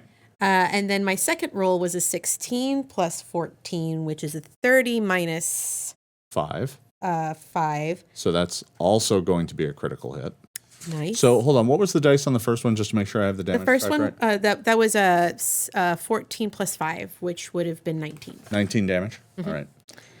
So the first arrow sinks deep into the undead thing, and it's still standing. Go ahead and roll all those dice again. All right, that will be 4. So that doubles to 8. No, so it's you doubled 2, it and I already doubled it. Sorry about that. Ooh, snake eyes. And then, yeah, I know. And then 7 plus 7 on the D10. So that is 11. 11, yes. Good job, Dice. I'm proud of you. The zombie thing was like shambling forward, trying to get you. You draw back from it, reach back into your quiver, pull 2 arrows, knock them both, let them both fly. They both sink into the thing's chest, and it just black ichor pours out of its mouth as it collapses to the ground, dead. Yes! And I actually forgot to add the flanking bonus that I had from the lieutenant on those. Well, you wouldn't get it at ranged, but There you go. it's not like you needed it. Yeah, you did. Yeah. The rest of you got to watch out. They've tasted blood. All right. All right. So it's time for the monsters to act. All the zombies are dead, and what we've got left now are a pair of skeletons still. One of which is very damaged and on Iculus. We're going to start with that one. It's going to swing out at you with its long sword. And it's going to roll a 1. So that's not going to hit. It's going to try and swing again. And this time I'm going to get a 20. So it's feast or famine with this die. There are other numbers on the dice. There are, but I just don't seem to be getting them. Yeah. All right, so in this case, that's going to be a critical hit. Take 20 points of damage? I mean... I guess. Well, you're not allowed to say no. So I keep healing you, and you Yes, I know. the blood just won't stay in him. Yeah. All right. So you then see it raise its shield to defend itself. Now I'm going to go to the one on Omelet. This one... Does its shield hinder it from attacking me? not quite. No! But it is going to swing at you again. Okay. A armor class of 20 is going to miss. Yeah, all right. It's going to swing at you again with its claw. Shields are heavy, huh, Bone Man? What's that one? Is it 20? No! come Don't look at me on. with that 20 face! You wiggly boy, no. Wiggly! Wiggly little bit. It's another 20. How? It's another 20. Die away from it. Not really. No, Here, put it yeah. away. Yeah. Put it away. You have to switch now. You get the yellow. I am not using that yellow die. It's terrible. All right. So I'm going to do. I rolled a 6 plus 5. That's 11, doubled to 22 points of damage. And with its third action, it raises its shield. Two of us just keep getting like. I'm on it. You gotta give me like a second, guys. Melee boy. Team melee. So Team ranged over here. Lucky sees you go run over to the other skeleton. It's his turn. He goes running around to the other side of it, and he goes, "Stabbing buddies!" and then tries to stab the skeleton. Yes, Lucky. Come on, Lucky. He's gonna miss, and then he's gonna take his third action, and that's gonna miss. And he's like, "Next time." Please for him. I know it was like a 8 and a 13. Lucky, just go somewhere else. Get out. Yeah. You're not Just- useful. you're gonna die. I'm helping. Yeah. All right.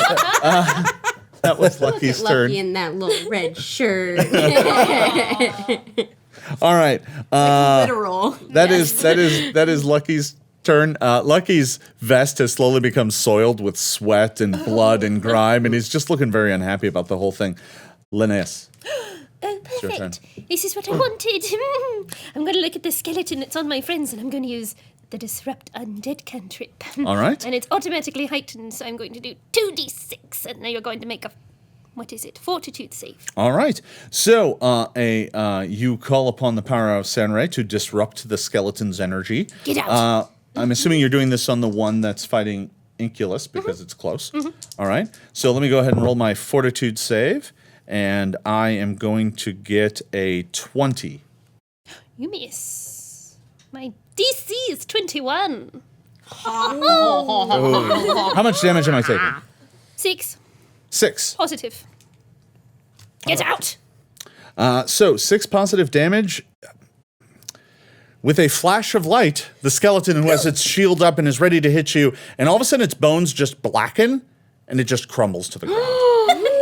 Lucky. And Lucky's blade, which was clearly like between the ribs, it was hitting nothing, and then it crumbles to ash, and he's like, "I killed it." You did a good job. Yes, you totally did something.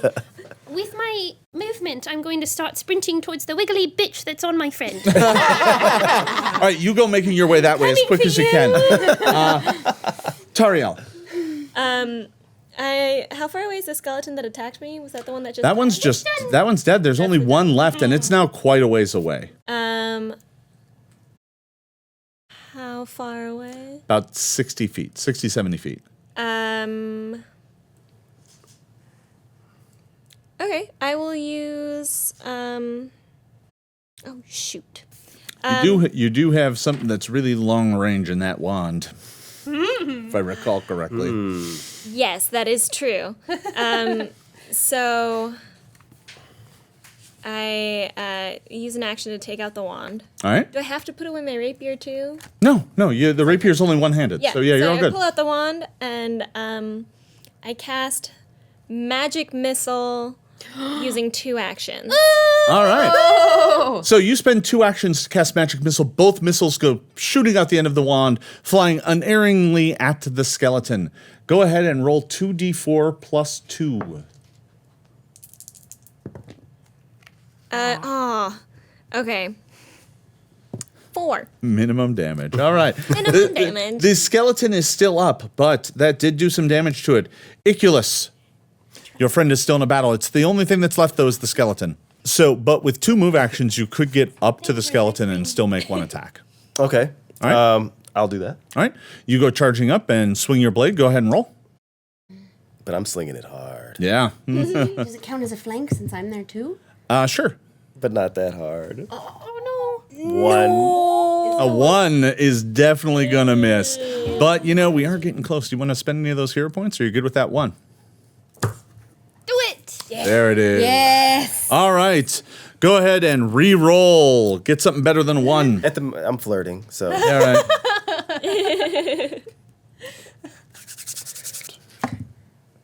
And it's an 11, so 23. 23 hits. Go ahead and roll your D12. Don't forget the D6. Take it. Oh, yeah.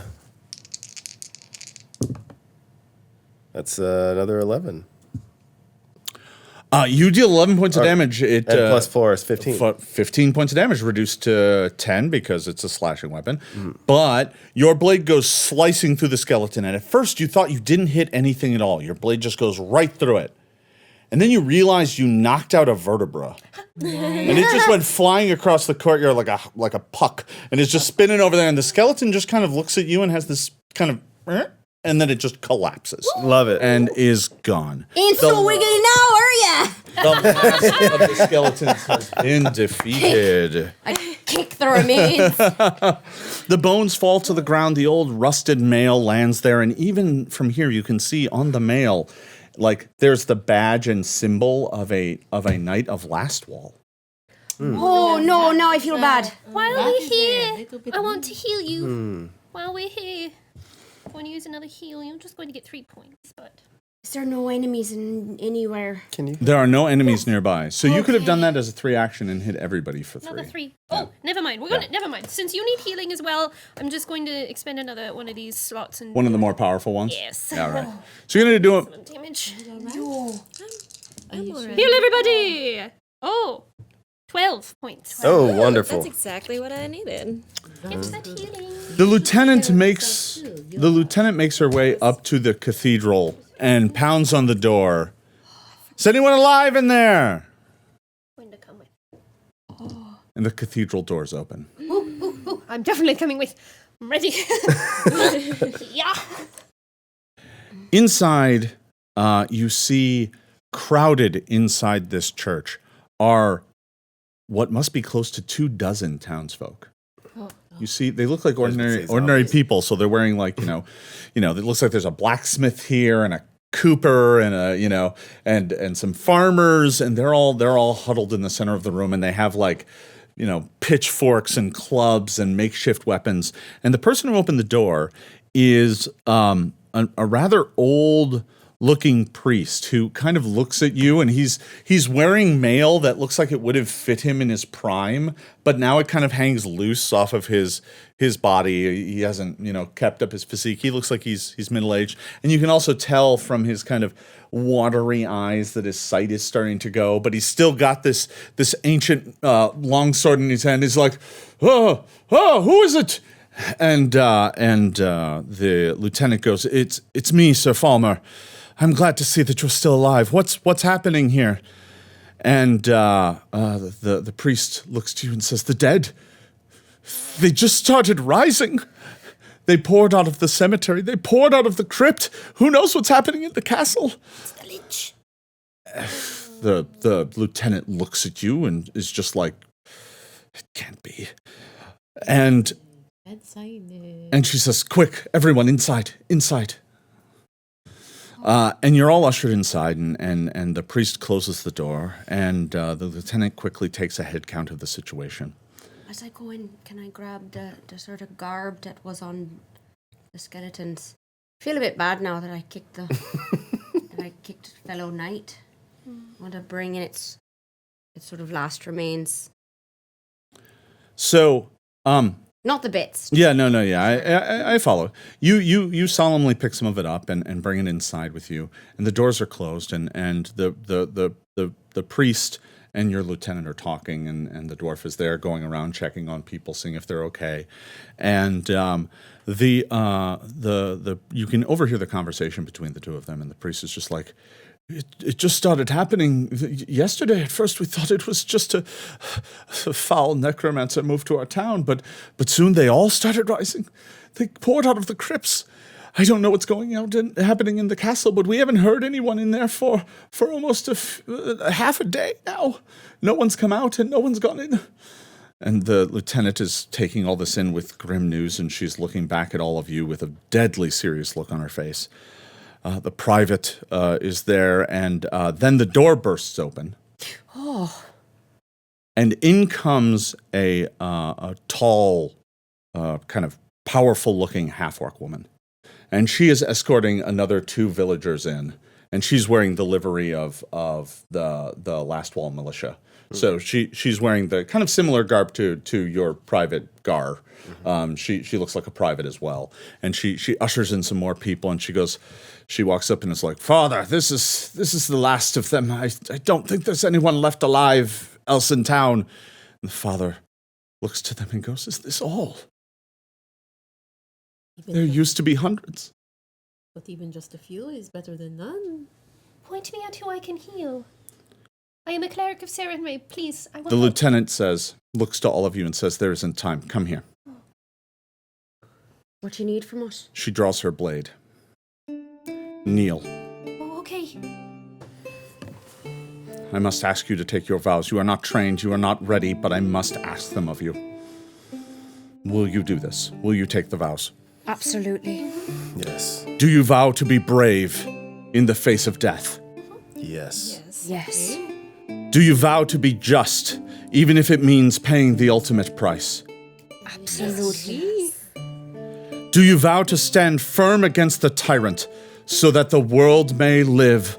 Yes. Hell My last yes. dying breath. Then rise, Knights of Lastwall. We don't have time.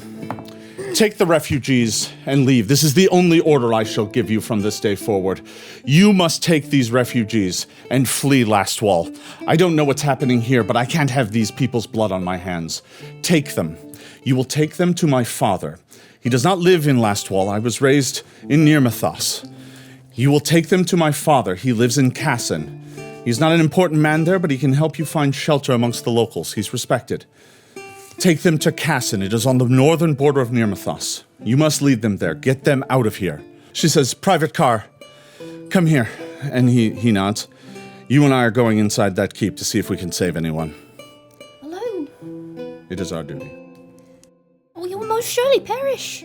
You must secure these refugees. Get them to Cassin." Yes, Lieutenant. All right. She says, "Go. Take them now. Do not wait. Do not tarry.